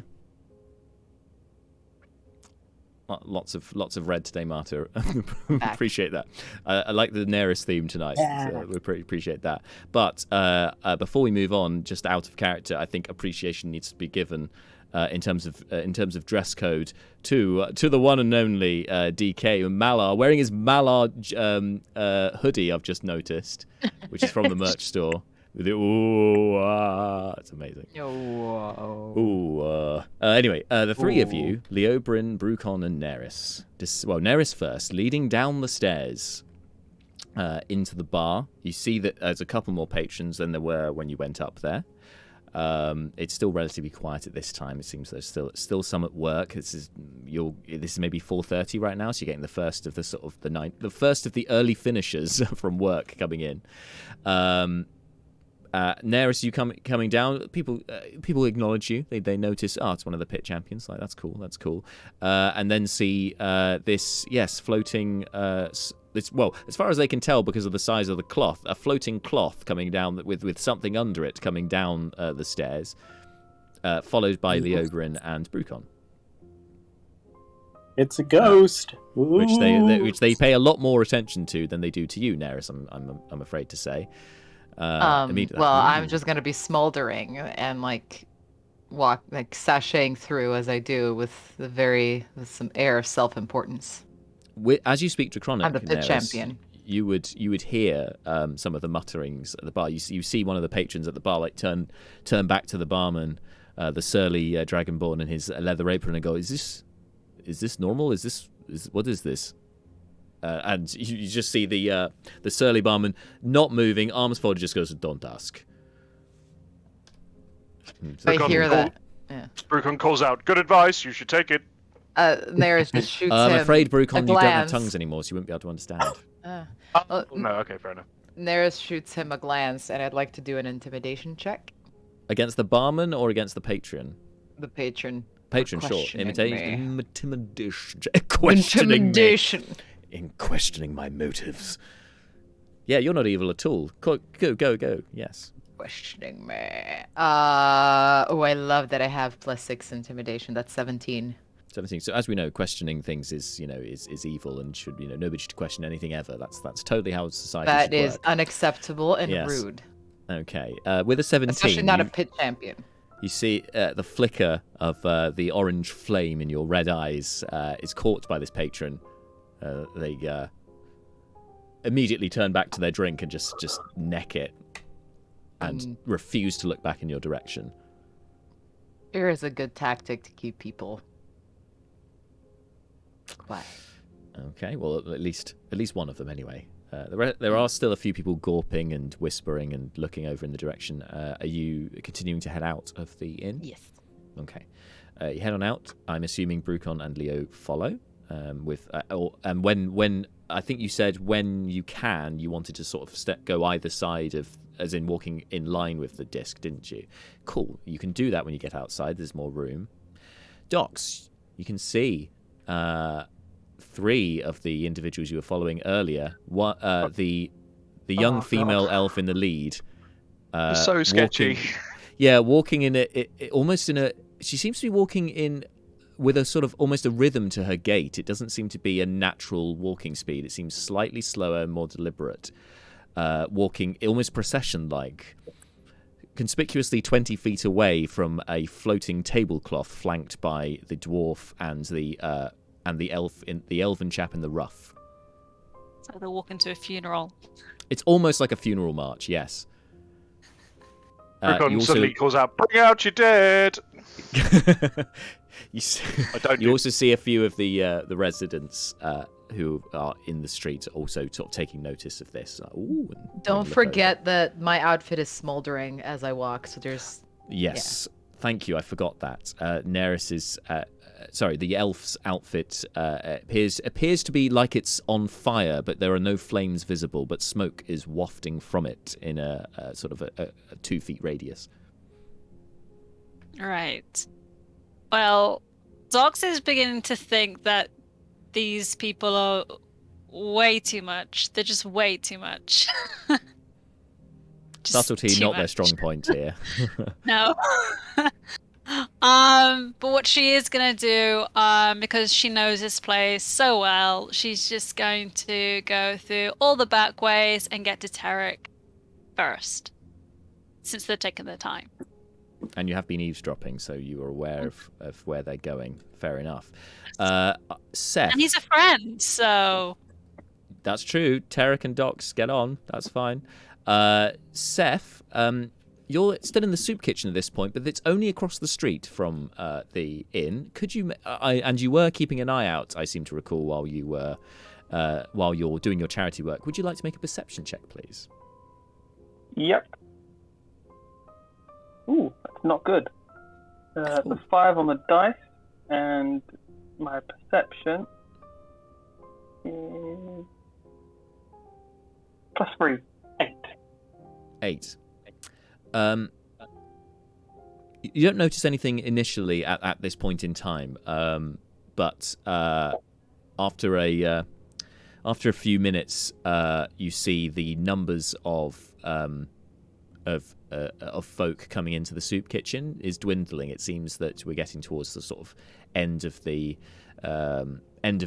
day for dishing out, which is probably good because the cauldron's getting pretty empty at this point as well. And you have noticed that you've been here for an hour and a half at this point. You've been here for quite a while, and it's probably not the most fun that Seth didn't want to be here in the first place. So I imagine this has been quite a torturous hour and a half for you thus far. But doesn't appear to be anything out of the ordinary currently. Yeah, I only wanted to be about an hour and a half because I knew they were all having a quick rest, so they'd be about an hour, and I knew that we didn't have any plans for this evening, so they weren't going anywhere and wouldn't have left. So I thought, I've got an extra half hour to an hour leeway to do a couple bits. Yes, exactly. You'll be fine. Okay, we are going to circle back to Seth in game time in about 10 minutes from now, because you will pick up on something with that 8, but it's just delayed when you pick up on the thing. So no, let me leave. you no, not with an 8. You're not leaving just yet, my friend. The three of you walking in procession are continuing on towards the black sector, which is a different route to before, because before you were kind of heading from south to north. This time you're going to be heading across in a kind of east by northeast, following a side street. Docs, you see them. You see that they're going off that way, and you're going to try and get ahead of them to the black sector. Given that you're not walking slowly, accompanying a kobold which out of game has been called the Gimp, being tied to what is out of game being called the what was it again? The magic bondage table. You're going to definitely get there ahead of them without needing to roll any kind of check, because not only do you know the routes better, but you're not impeded by your cargo. I do want to say that I have absolutely zero memory of ever having been referred to as the bondage table. On the other hand, I can entirely believe that we did call it that. Well, if you follow us on social media at slice&d6, there is a clip that was put up of Marshall referring to it as such in session, following you calling it the Gimp as well. Both of those things are within a 60-second clip. It was joyous and horrifying, all in equal measure. Yes, so there's a shameless plug for me. Shameless plug! Yes, definitely. I blame James. So it has one function of bondage I'm just defining it. Yeah. So Docs, you get to the black sector first. You obviously know the history of the black sector, and so I won't describe it as yet, because we can describe it when the other folk arrive, because they'll be seeing it with fresh eyes. To you, it blurs into the background because you know what it's like.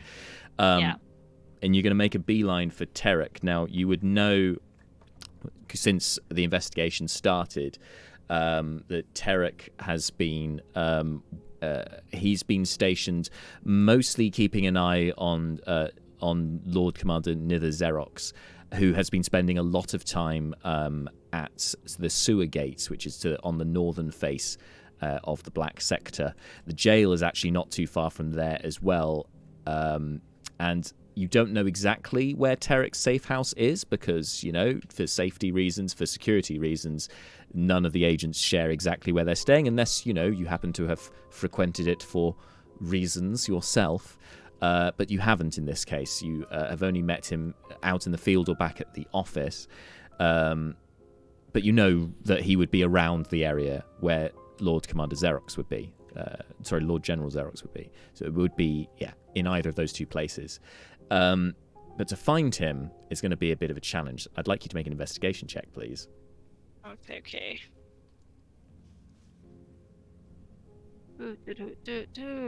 That is 23. 23. Excellent. So you look around. I like dice. Yeah, you're doing all right tonight. See, you got all those bad rolls out pre-stream. There was nothing above a 6 for like the first 6 rolls out of the game.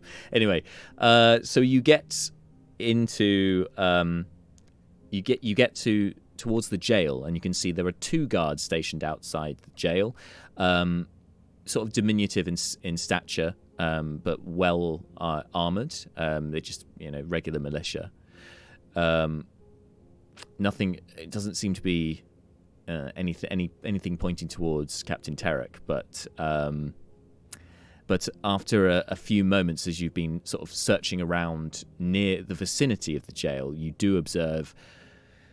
You would recognise he's possibly in disguise, but it's Tarek nonetheless, because nobody is as tall as they are wide, except for Tarek's broad shoulders.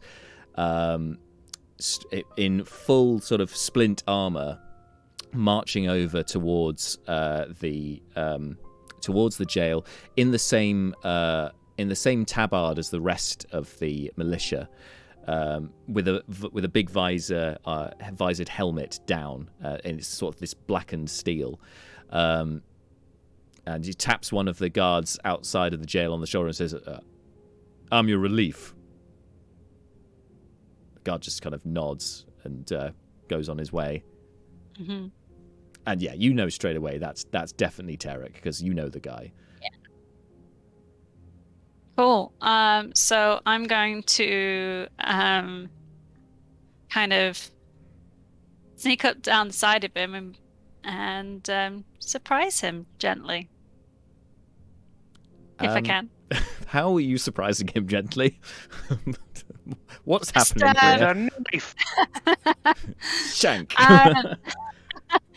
No, with just she just wanted to sneak up behind by the side of him and be like, you really should have spent more time learning how to disguise yourself better. Okay, make a stealth check for me, please. 15. 15. Oh, I have an advantage, don't I? Hold on. You do with your cloak, yep. Oh wait, no, it was 15.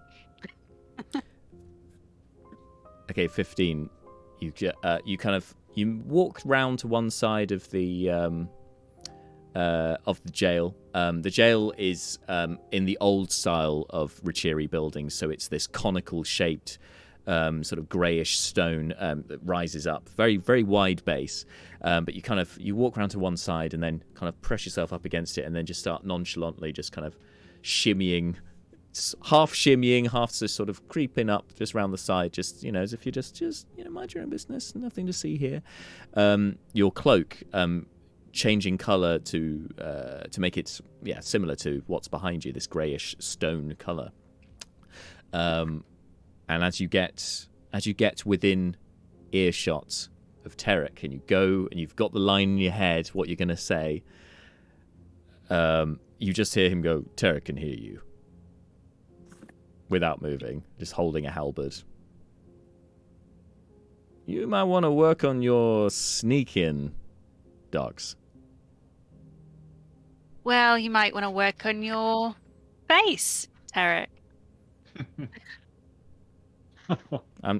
The visored helm turns and looks at you. "You can't see Tarek's face." I can see your Tarek shoulder. doesn't like that.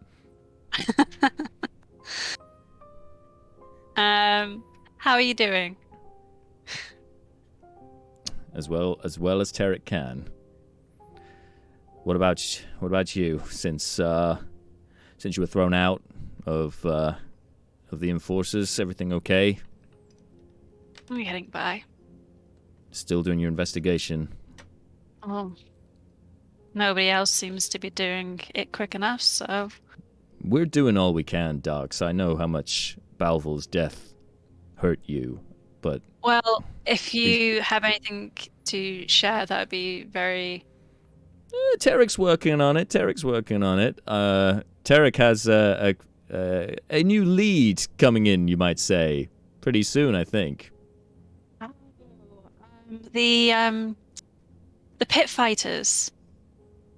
The pit champions. Oh, pit champions. Yeah, how did you know that? You haven't still got a comrack, have you? No. I just do my investigations quicker. Oh, dogs, what have you been doing now? Nothing. Right. Well, they're coming this way, so if you want to be here, that's fine. But you can't really be coming to the safe house with me. Tarek doesn't want to get in trouble with the commander. And I wouldn't want to get you in trouble. You're my friend after all. Just... Yeah. You got any yogurt? Any yogurt? Well, I'll pick you some up next time I come by and visit. All right. Eric loves yogurt. Tarek loves yogurt. Tarek loves yogurt. He says this. Tarek loves yogurt. I know, buddy. Well, I'll see you soon. Okay. You have anything you can share with Tarek? The investigation? We're still looking into it,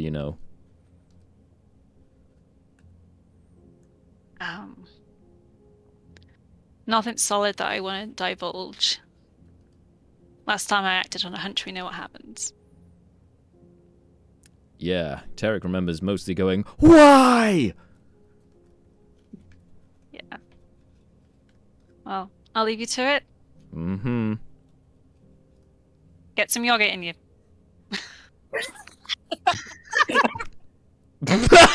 Sorry. Took me a moment. No. Well, Tarek can get yogurt because Tarek's on duty. She's just gonna walk off around the corner as if she's Bye-bye. leaving. Bye-bye now. Bye-bye. Oh, but you're not actually gonna leave, are you? You're just gonna... No. Of course you're not. Make a stealth check, please. Okay. With advantage.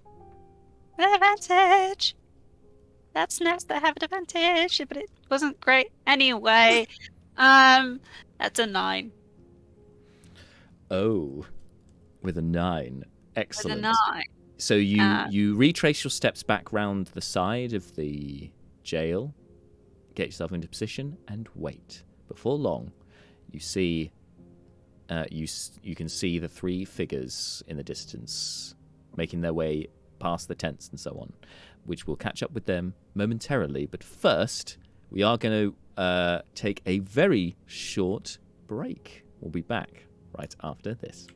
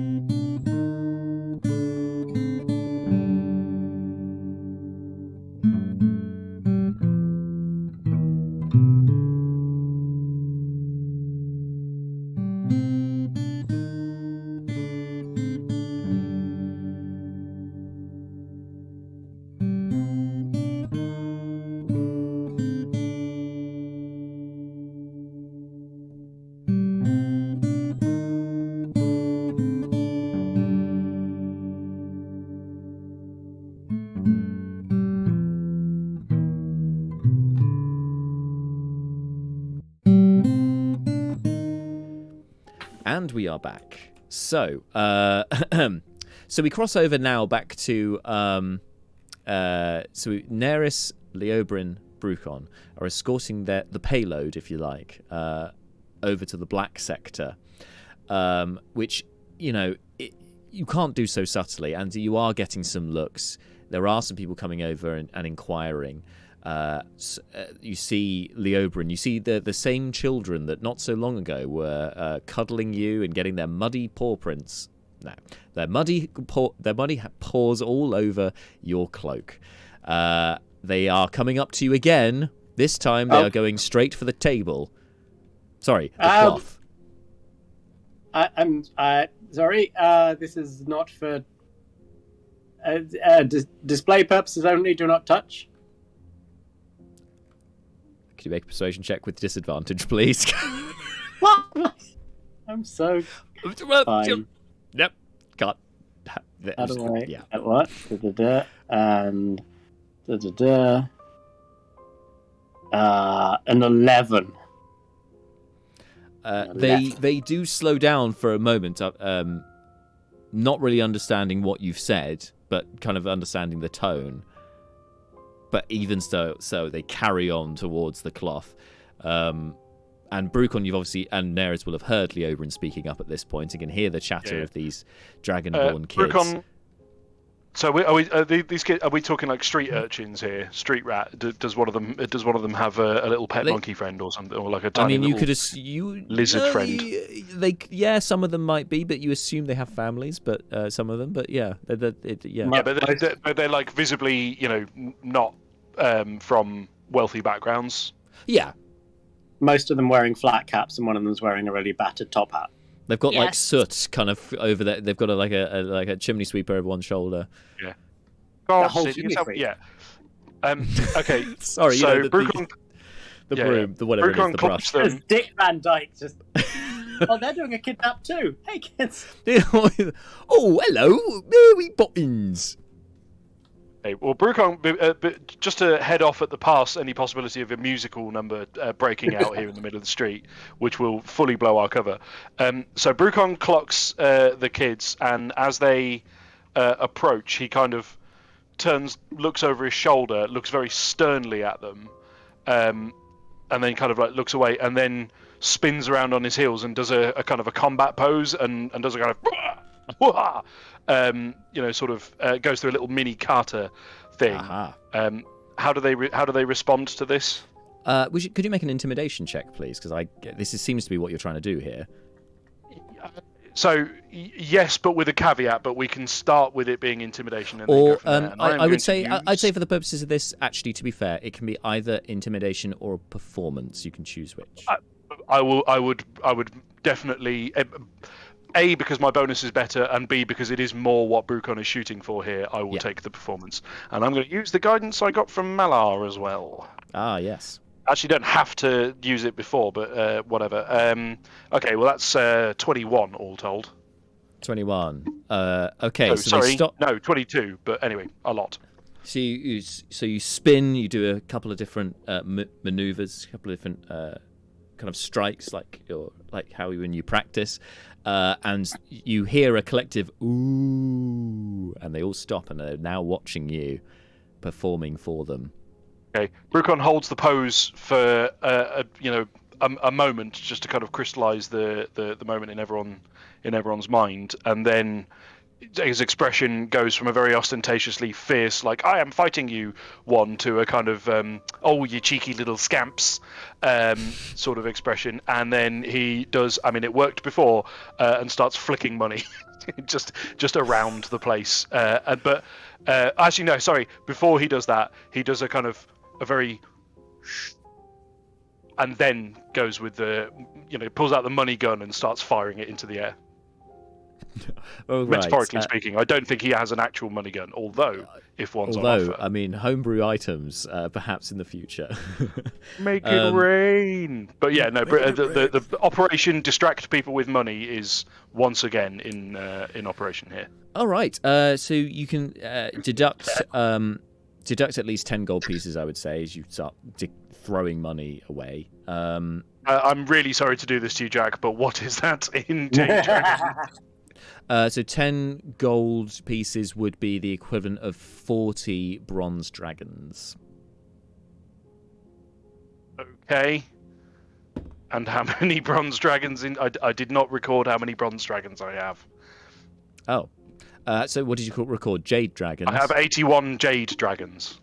Okay, jade dragons are worth 10 bronze dragons. So 4. So four jade dragons. Yeah. Love it. That'll do. That'll do nicely. Except that... okay. All right, cool. Anyway, yes, thank you. I will once again try desperately to figure out how to edit this. I think I got this the wrong way around. But anyway, yeah. Anyway, that's how much you decant. 4 jade dragons. I've realised I've got this completely wrong. So you're actually throwing a lot more than I anticipated. But this is fine. It's fine. It's Brucon. It's fine. That is how Brucon rolls anyway. So that is absolutely fine with me. Cool. Okay. Yep. So the money. Yes, my children, gather the money and then fuck off. And then Brucon spins on his heels and goes, right, let's go while they're distracted. Well, no, the kids are not distracted by the money. They're really still looking at you, doing your moves and such. I would like to ask, because this has been going on for a little while, Neris, during this time, did you stop and take stock of what was going on here? What's Neris doing? She's first of all just observing like how far this is gonna go, just exactly how much, like how many moves and possible distractions are gonna happen. It's just like, oh, so you are just So you are just watching him doing. I'm his literally just distraction. watching and waiting. But if the kids are not backing off, I'm literally just like. Which is, like I just find it really funny because it's like he's doing this and it's like I imagine like Brucon going, yeah, run, Neris, yeah, why are you not running? And you're just there like, literally that. Yes. I'm watching it. This just like it's amusing. How is it gonna go? Then she does sort of turn around and just kind of like keeps walking, like it's not in a particular hurry. But if any kid starts approaching her, she does do her intimidating look. Oh, okay. Wasn't sure where that sentence was going for a moment. No, she gives that yeah. No, if anybody approaches her that she doesn't like that, well, if anybody approaches her because she doesn't like anybody approaching her at the moment, she does try to do the intimidation and things may escalate if they don't back off. okay, cool. So for now, Neris and the Oberyn are free to continue on their route. Brucon, however, is now stuck behind because he still has these kids with him. And they haven't been distracted by the money, though you have noticed that some of the adults, it would appear, creatures in the area have taken notice of the money and now coming over to you. Some of them are scrabbling for money on the ground. Others are going up to you with their hands outstretched, hoping that you'll give them some money. Oh, we've got a backshoe scenario on our hands. Okay, Brucon whips around. So just to be clear, Neris and Leo are moving away right now, yes? Yes. Okay. All right, Brucon, I think, is going to use some crowd food to dodge the people trying to, beg money off him. Basically, that's not what he's up for right now. But kind of goes, all right, well, not exactly how I planned this to go, but it's working. So he kind of, starts. He basically goes, all right, might as well get a practice session in, and starts working through kata routines and stuff, and doing all kinds of wild kung fu demonstrations here in public, and going, look everyone, and then does lots of ostentatious like bouncing around the street, finding boards to like do 1-inch punches on, and generally speaking, be the most obnoxious kung fu person ever. like literally like running up to people's washboards and then punching through them. Yeah, exactly, along those lines. Just kind of like random acts of violence against inanimate objects lying around, just to drag the attention fully onto him where he wants it at all times anyway, in fairness. I love it. Okay, meanwhile, while this is happening, Seth, You've been working in the soup kitchen, and as I said, it's been quietening down over the last 10 minutes, and then and you've been keeping eyes and ears out to see if anything's going on, like if you can see across to the inn, see if anyone's if your party have noticed that you're missing, if they're going to come rescue you from this terrible fate of charity work, or not. But you do hear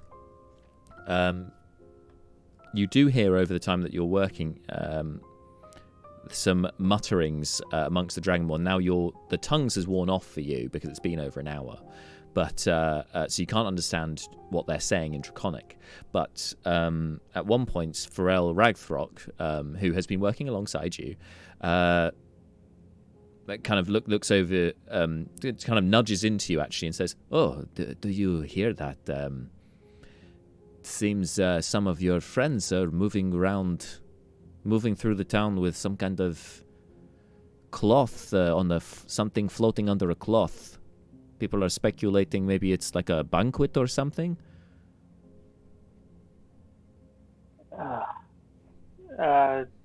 Yes, I think I know what they're doing. I may have to excuse myself from here to go assist them with some preparations. Oh, monsieur, there's only about 20 minutes left before we close up. Are you sure? Yes, I'd better catch up with them. We're not familiar with the city, so I'll may have some difficulty finding them. So I'm afraid I will need to leave soon. Could you make a persuasion check, please, Seth? It's all true. Yes, Seth. That's why it's a persuasion check rather than a deception check. 15 plus. What is my persuasion? That's actually good. Persuasion 21. 21. And at first you can see around her brow the kind of dropping of the eyebrow. Seems a little bit disappointed in what you were saying, but then taking on board your last sentence, she says, "Oh well, you're a busy person. I'm sure you all have much to do, and I will see you soon. And please do remember to put in a word with the king for me. I would be most appreciative of this." Yes, I will. Are we surrounded by a lot of people right now?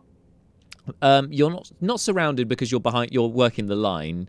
So there's you, Pharrell, and 2 other Dragonborn who are working there currently.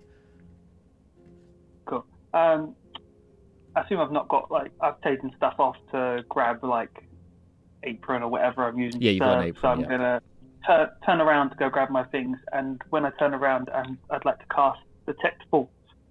Okay. So away, just a little bit away, so they can't hear me casting Detect Faults. Mm-hmm. You can do this. So Cool. So with that cast, I'm not gonna focus on anyone, so she doesn't need to make a save. So it's just surface faults. Right. And I'm gonna turn back to her, and I'm like, "Thank you for letting me help you today. I'll be sure to pass your stuff on to the king. He hopefully, I haven't looked at it favorably, considering that they should be moving in on the people responsible for his wife's death within the upcoming days, but keep that on the down low." Of course. I will not be the word. Yeah. The people behind it, they should be caught quite easily within the next couple of days. And I want to hear what her thoughts are saying when I say they will be caught, to see if she is one of them.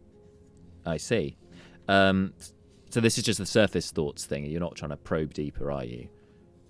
No, so deeper thoughts is can target specific stuff. The surface thoughts is just what she's thinking. So I'm trying to lead it to what I want her to think with my line of questioning. So it says that you can lead them to what they're thinking for that. So she doesn't need to make a save or anything. Yep. You hear her thoughts as she says this. She says, you hear, "I hope so too. If I am to be queen, I do not want to be watching my back all the time. Ah, shit. She is innocent.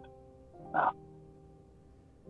Fuck. I was hoping that was just going to be too This one is quite useful. Perhaps I will use him again if it proves true to his word. Is what you also hear.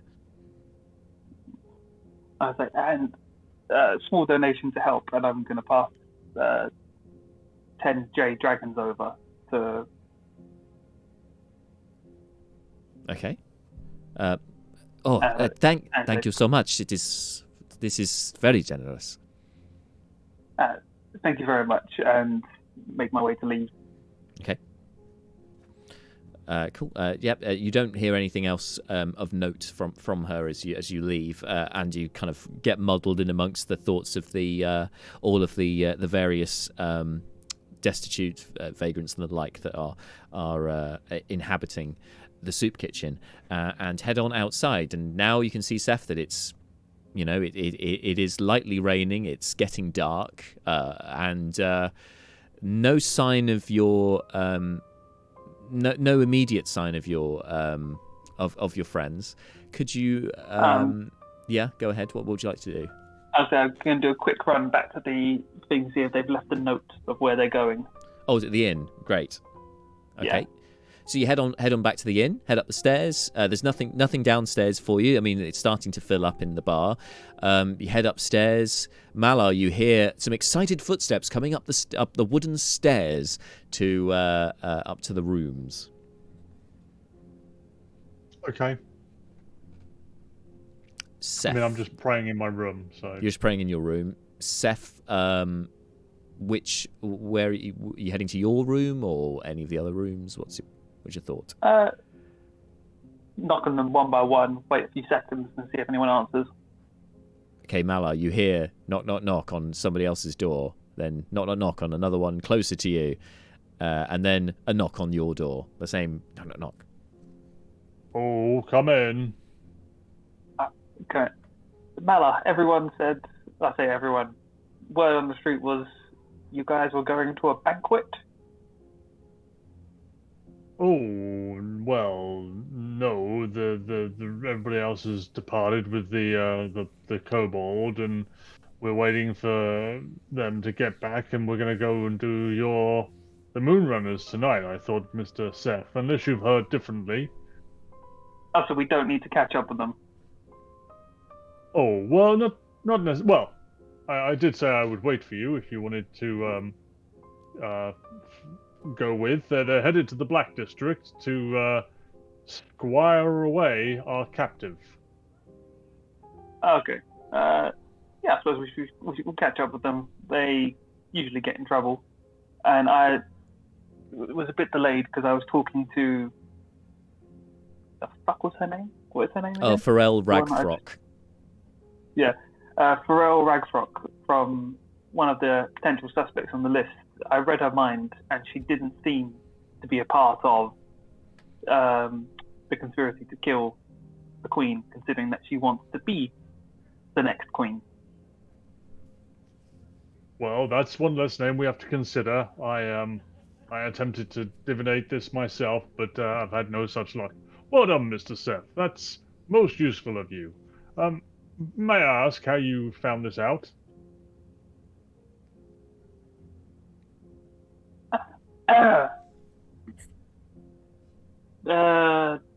Go on, Seth. Tell him about us.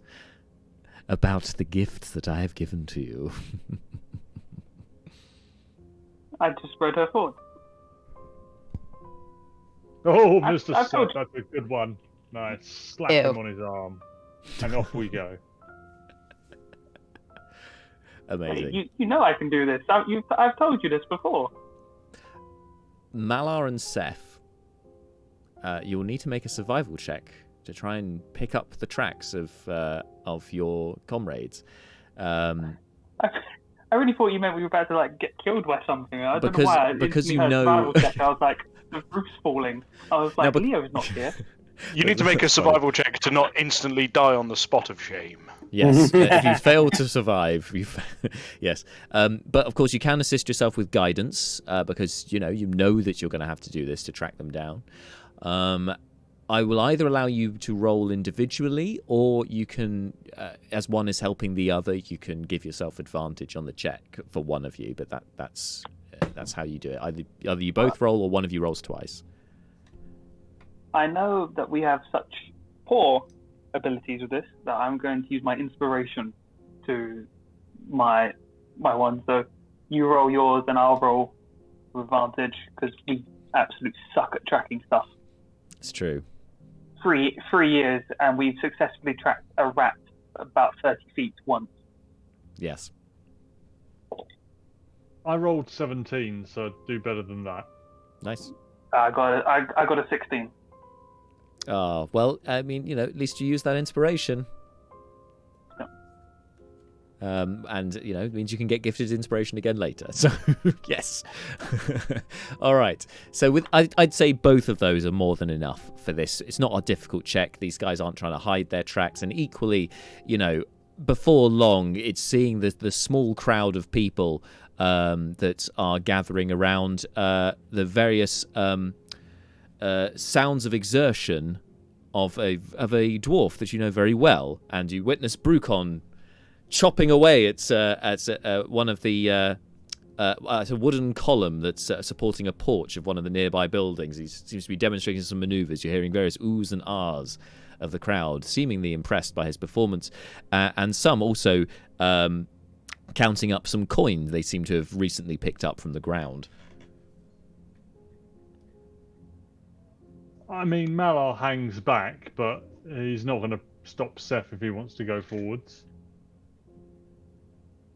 Is that Brucon karate chopping in the street? Yes. Oh, yes. Yeah, let's go past that. And we're going to carry on where the others would be. Brucon, okay, these two aren't hiding themselves, so I would say, Brucon, you can use your passive perception. What is your passive perception? It's 13. 13. I would say, unless these guys are stealthing, I feel like Malar's presence pretty much automatically means that I noticed them. Yes. Okay. Well, Brucon clocks the mid backflip, and as he's sailing through the air, he cries out, "Malar and Seth, hooray!" Boing. Good to see you again. We've had to split up a little bit. Boing, boing, boing. But the others, I'm sure, are getting on fine. Boing, boing, boing, boing. What do? Sproing. Oh, well, Mr. Brooker, what are you doing? I thought you were trying to be discreet about your charge. One moment, and Brucon does like a ridiculous, like a Tony Hawk 900 with 3 backflips in midair. Make an acrobatics check. This is obscene. Yes, absolutely. Acrobatics. Oh dear. Well, that's a 9 all told. Do you attempt a 900 kickflip? But what happens is you do to use the skating terminology, is that you do a Tony Hawk 900 into oncoming traffic as you crash into a carriage that's just a horse and cart it's a Draken cart, should I say, that's just being pulled on by. You go crash straight into it. Some timber goes flying. You do take 8 points of bludgeoning damage. 8 points, all right. Okay. you really got some momentum. You flew up into the air and then wham into this car. Pride goeth before the fall. Okay, fine. All right. Brucon kind of clambers out of the wreckage and sort of. I mean, as he emerges, like, what the fuck? What's the reaction of the crowd? Well, there's a guy who was towing along this Draken cart, who's just standing with his hands up in the air in the Y shape, like that we were talking about in the break. But I don't think any of you speak Draconic, so he seems to be very agitated. Anyway, Okay, 2 J dragons direct to him. Oh, takes Yep, there we go. it. Magic. What about the rest of the crowd? I mean, they're still looking over at you, and some of them have rushed over when you crashed into it and kind of circled around the cart, checking you're okay from a respectable distance because you're quite sprightly. Okay. Brucon sort of like stands on the most prominent part of the cart and sort of waves to everybody and says, "Thank you, and now carry on with your day." And then, having gone from being in full performance mode, drops off the side and just hands in waistcoat pockets, casually strolls over to Malar and Seth and goes, "Yes. Well, I had to extemporize a little bit. Leo acquired a considerable crowd of urchins who were very interested in the cart, and rather than doing a lot of violence on them, I thought I'd try a little distraction, which seems to have worked. Shall we proceed?" Well, yes, It's been like an hour. What have you been up to? Well, we were resting, and then we had a conversation with Officer Gibraltar, and that was weird. And then we had a conversation with one of his colleagues, and that was pretty weird as well. And then everything that I just told you happened, and that pretty much brings us up to now, I think. What have you been doing? I cleared one of our suspects. Oh, jolly good. Well, tell you what, let's head over that way. Our destination is over yonder, and you can catch us up about it on the way. Yeah, let's catch up with everyone. Yeah. Alrighty then. So, Neris and Leo have now made tracks and are quite far away from the other three at this point. In fact, you enter into the black sector or the black district, which you recognize as you cross the street from the bronze sector immediately. The ground here is sort of blackened soil, and rather than the permanent buildings, there are a few of the old style conical stone buildings. Rising like teeth pointing into the sky. But for the most part here, it's more very large tents, like bivouac or however you pronounce it, tents. Like there are different. It's a collection of tents. It looks like basically an army camp here, rather than, as I said, more permanent buildings. This appears to be the black sector. There are many militia wandering around here, not so many citizens. What are you doing at this point? Proceeding to the destination? Proceeding in what fashion? I mean, it's not like Neris has much of a choice. She has to keep walking when the thing stops, so she keeps walking. Okay, Leo This is fine. This is fine. Yeah, Leo is staying with the platform. Maybe puts one hand under it to make it look like he's carrying the whole thing with one hand. Make a deception check, please. Neris, like every now and then glances over to see if, like, just in case she's lost. I feel like this requires a runway strut. So while I am not in any way proficient in deception, I did nat 20 that, so that's 24. All right. Leo is surprisingly a strong boy as well, so this might not be beyond the realms of possibility. Big himbo energy coming off Leo Oberyn right now. Big himbo energy. It's a big flex right here. All right, so you're like carrying it like a waiter carrying a tray. Yeah. But just the plate that the waiter is carrying is a giant stone slab large enough to carry a humanoid.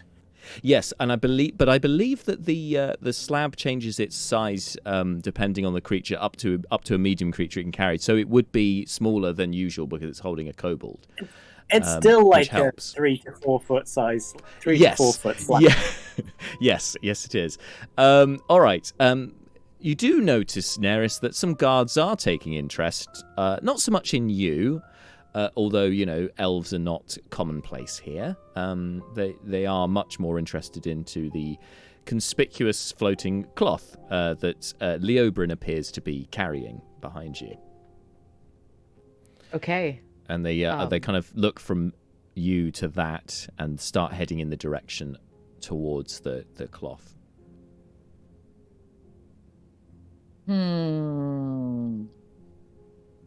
Well, I mean, not gonna make a scene, so she's just gonna keep walking until she can't really, until she's stopped. All right. Or Leo shouts to stop or something. They walk past you and they go for the cloth. They call to Leobrin in Draconic. So Neris, you'd be able to understand this. Leo perhaps would not currently be able to understand this. They say, "Hey, you! Stop carrying that. What is under that?" I'm sorry. I don't understand what you're saying. I need to check my spells. I'm sorry. Okay, no worries. Wait, one of them looks to the other one. Give me one moment.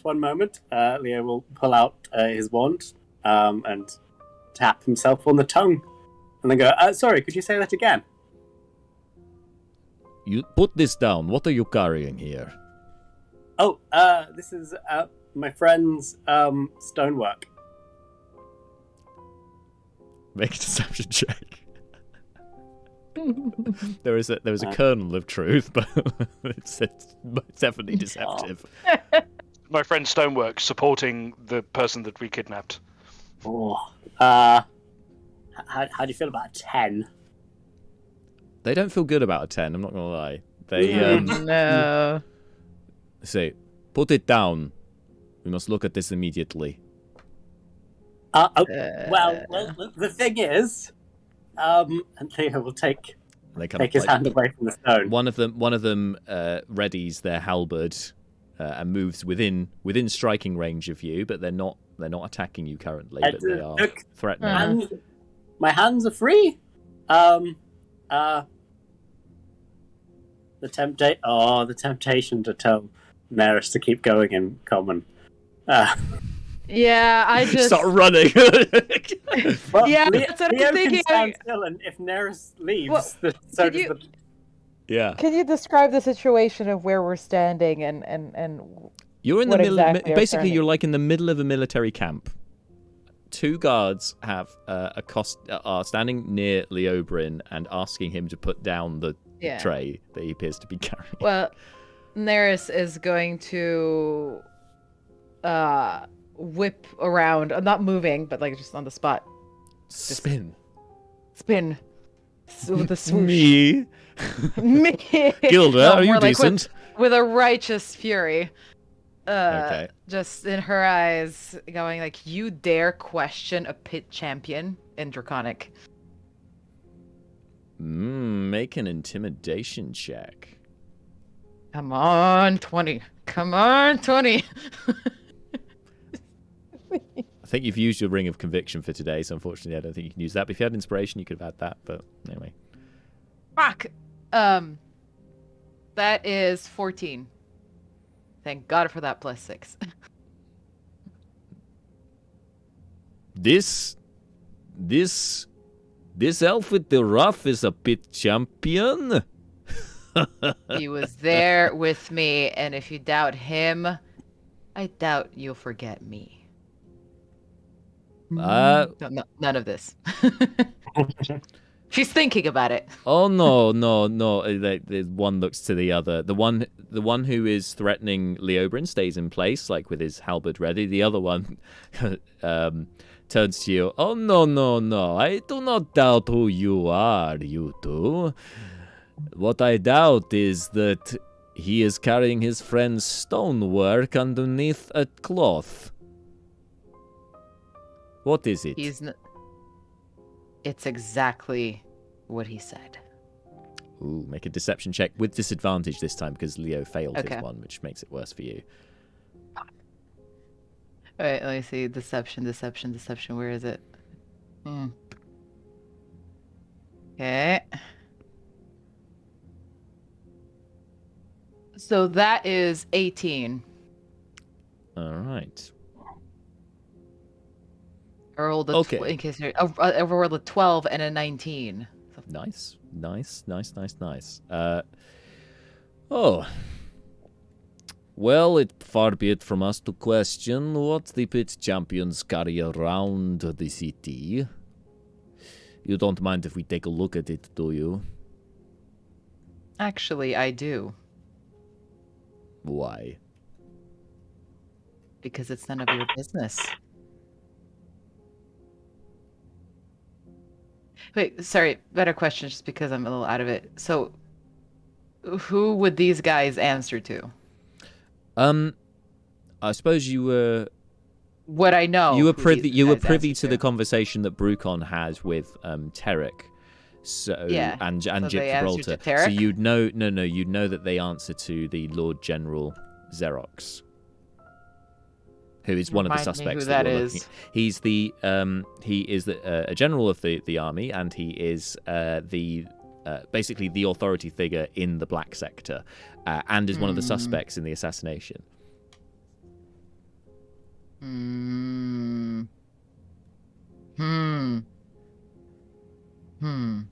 So the whole thing of like, well, maybe we should check with your boss. I want to see the manager. Well, That'd be a good. the speaker action. looks from you back to his comrade, and then back to you again. Well, we would not wish to impede the pit champions, so no, it is fine. You carry on. We could accompany you. Make sure you get safely to where you're going. I keep forgetting how like what the true issue with that would be. So it's No real issue we're going. immediately with that. No, it's just when we get to where we're going, right? We're going to the prison, right? Yeah. Yes. You guys are going to a safe house? Yeah, but it's a safe house, but it's one of the city guard outposts, basically. I think that's Probably. we go to a city guard. And You're say, heading hey, towards the jail, and the safe house supposedly is somewhere around there, but you don't know where. But supposedly your Captain Tarek will be around there. Oh, cool. They'll see Captain Tarek at the jail, and it'll be fine. Okay, yeah.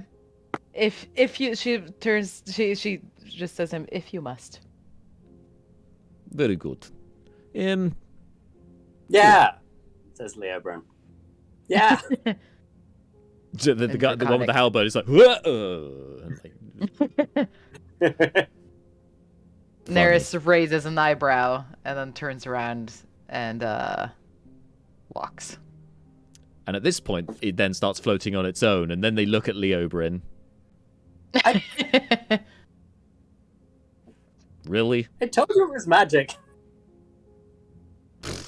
Bye. I mean, I figured I might as well just walk because they already know it's floating. So Yeah, they do. yeah. I demoed it floating.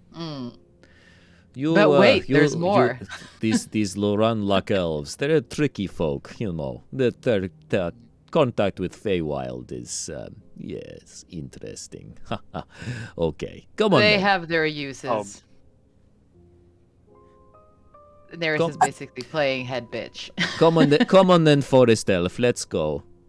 I'm feeling somewhat talked down to, but okay. Yeah, sorry about that. They are literally doing that. So within a few minutes, Docs, you would see these figures approaching you. So you recognise the three items you recognise: the floating cloth, and the two of the elven persuasion. But it appears that the one of the dwarven persuasion is missing from this particular subgroup that you were following earlier. And Yes. two dragonborn guards are flanking them as they approach.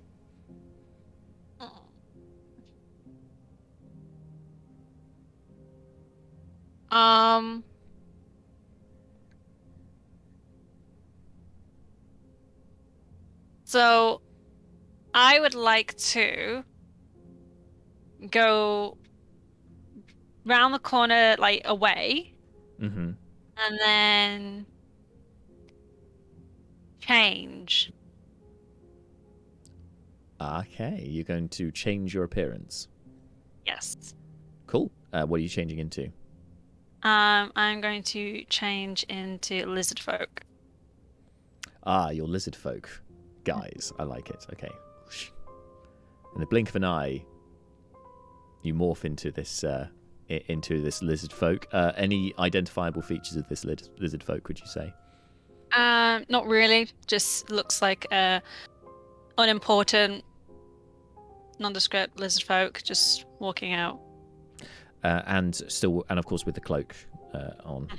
Yes. Okay. And so you turn around and you head on back in your new guise. All right. Mm-hmm. Are you still stealthing though? Like you still don't want to be noticed, even in your new form? No, I'm just gonna walk straight out. Okay. Where are you headed? I think Tarek's got it covered, so I think because I can always go speak to Tarek another time. I'm gonna be leaving the what's it called? The Black District and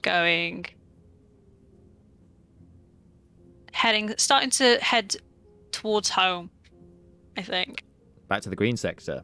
Okay. Mm-hmm. Fairly. Yep. Happy with your day's work. You're like, okay, yeah.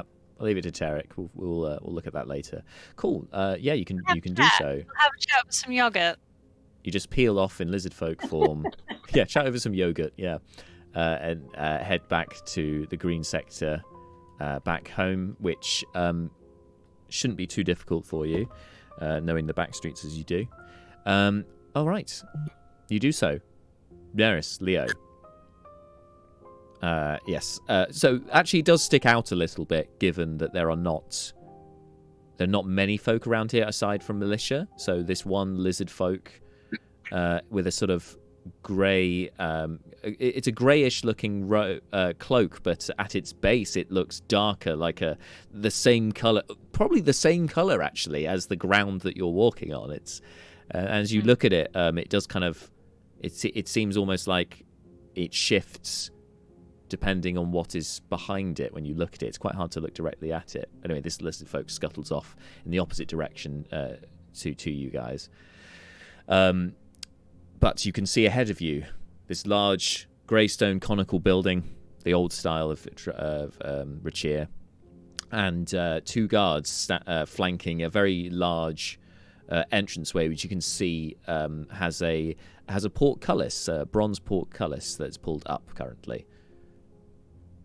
So it is raised currently, should I say? Are you continuing towards them or not? I honestly don't know. Don't know. Don't know.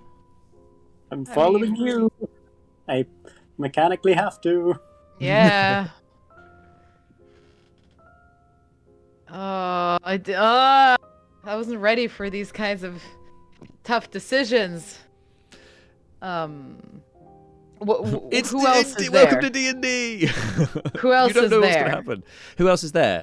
So the two Can guards. I do a perception check or something? Yeah. Make a perception check. Why not? Yeah. Just I want to be aware of my surroundings. Oh, that's not going to be very perceptive. I rolled a 2, so let me see. Yeah. That's 6. You're proficient, so 6. Okay. You are painfully aware that out of all of your friends, a that out of all of your friends, that only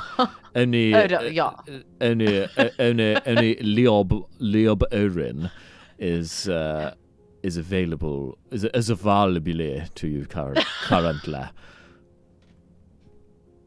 We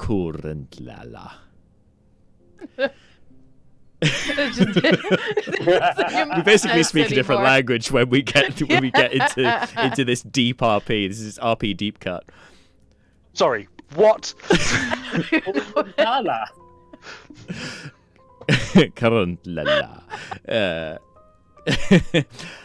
To translate for in layman's terms, Leo's the only one around of your mates, and you have 2 Dragonborn guards flanking you. There are 2 Dragonborn guards ahead of you, one of which is incredibly hench, the other not so much.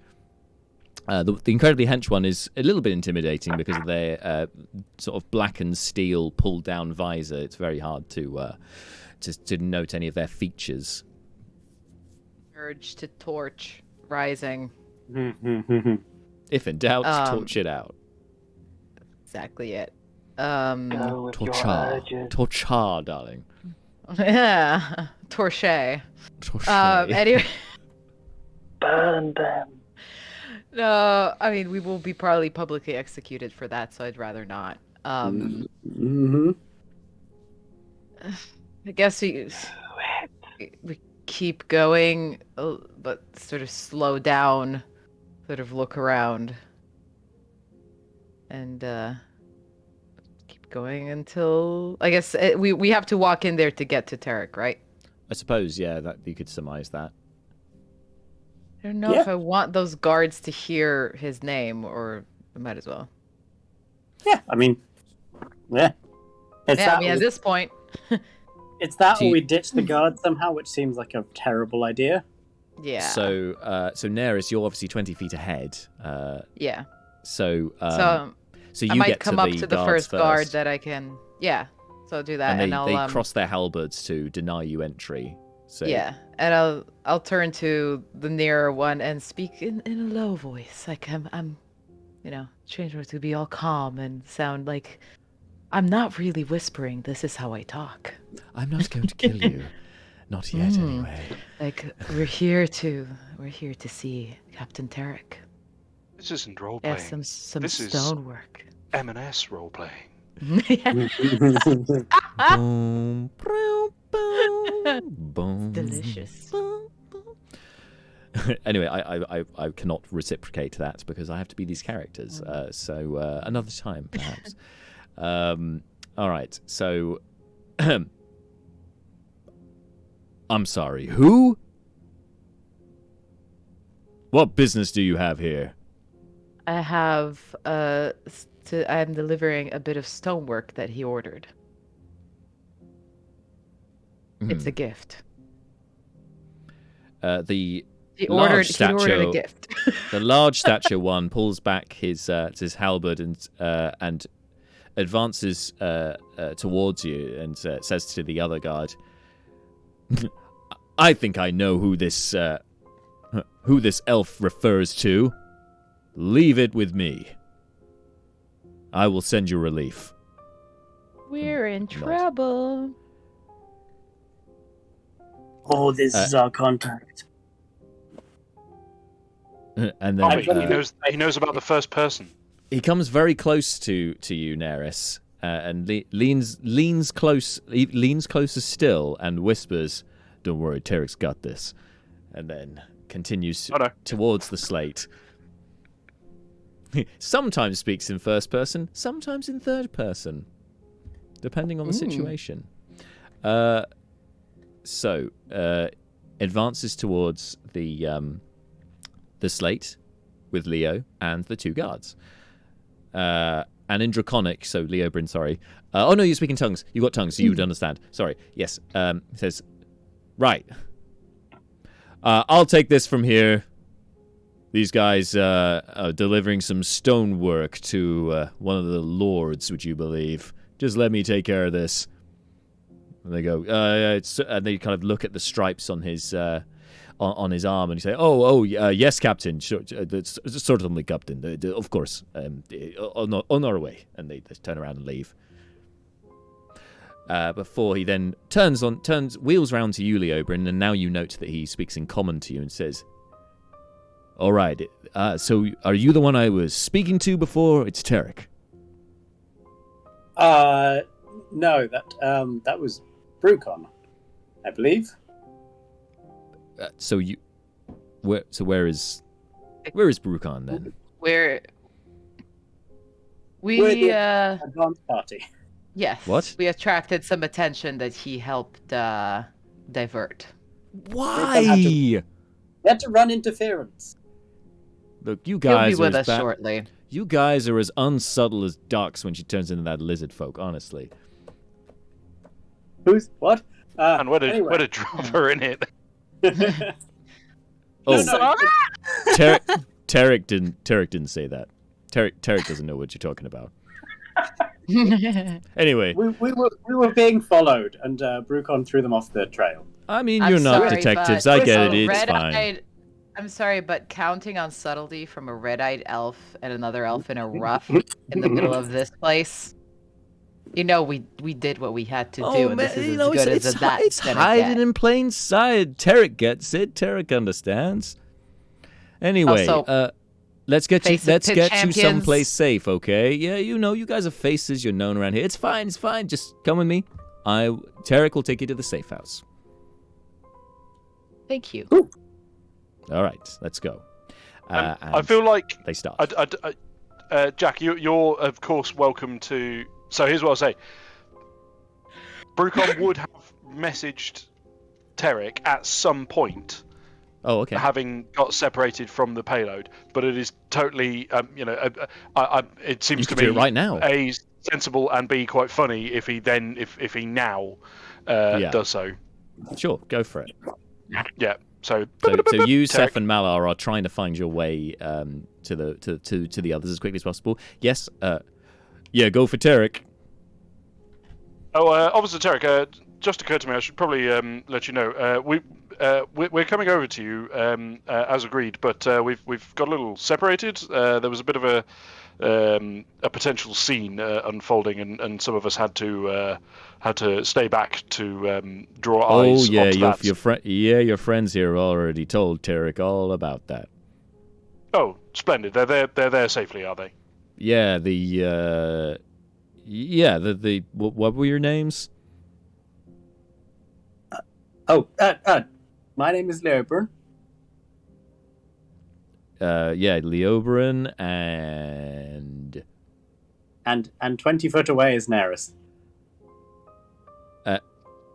Leoburn and Neris. You guys giving your real names. Come on. Anyway, Tarek would never do that. Wait, are you not? Are you? Wait, who is Tarek? Do we meet Tarek soon? Are you? Tarek will let you know when we meet Tarek. Anyway, yes.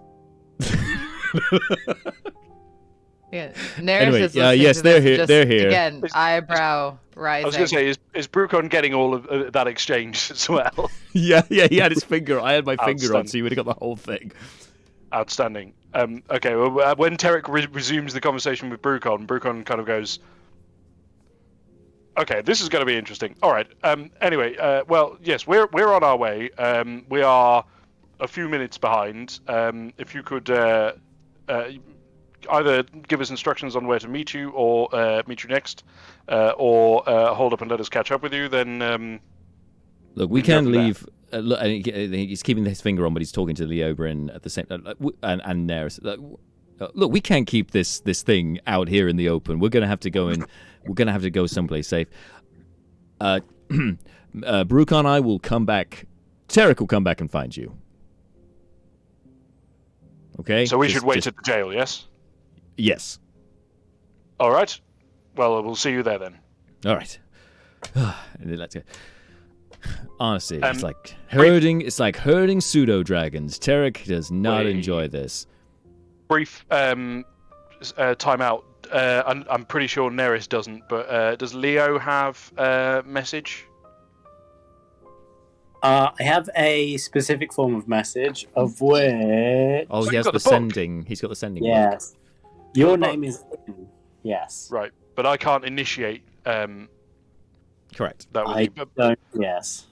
But I can. But Brucon can cast message, which through with the Comrock. Yes. Subject to the usual restrictions, except if the other person has a Comrock. So I think that means, Jack, check my thinking here.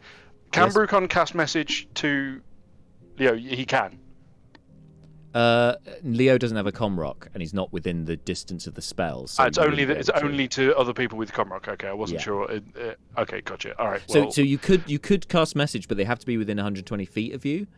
I think that's the yeah. limit of the message spell. Yeah, it so is, he's yeah, not yeah. that Yeah. close. No, yeah, he's miles away. Yeah. Okay. I have sending on the book, which is handy.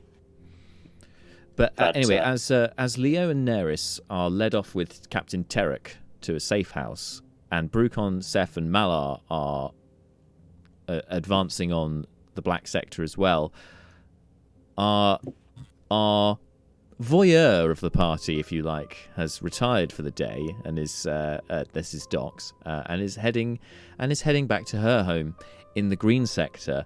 But I think possibly Doc's senses that whilst her investigation has concluded for today, the night always brings possibilities, and from what she's been gathering thus far, perhaps this party could be these pit champions will be crossing paths with her sooner than even she could predict. And so that's where I think we should leave things for today. We'll come back in 2 weeks' time for the next session, picking up exactly where we are now. Thank you all so much for tuning in. Thank you to you guys for playing. Thank you to Jess, our new guest star on the show. Woo! Woo! It's very exciting. I'm very excited. Maybe at some point we'll get to interact with you. Yeah, it's been a really nice, like a soft launch of the character. Right. it's been nice. The mystery continues, and yes, perhaps you'll actually come into communicate with the party in the next session. Until then, guys, if you haven't done so already, go check out our merch store and get yourself 20% off right now. That's ManyFeb20 is the code. The link to our merch store on our Twitch page. Just click on it to get over to there.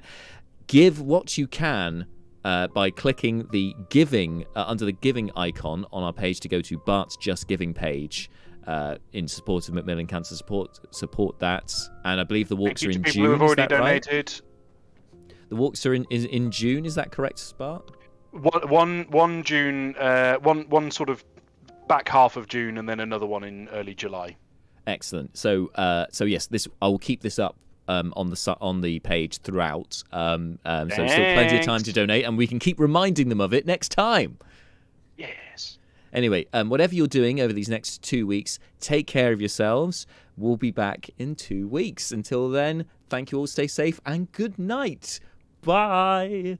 Bye. Bye. Bye.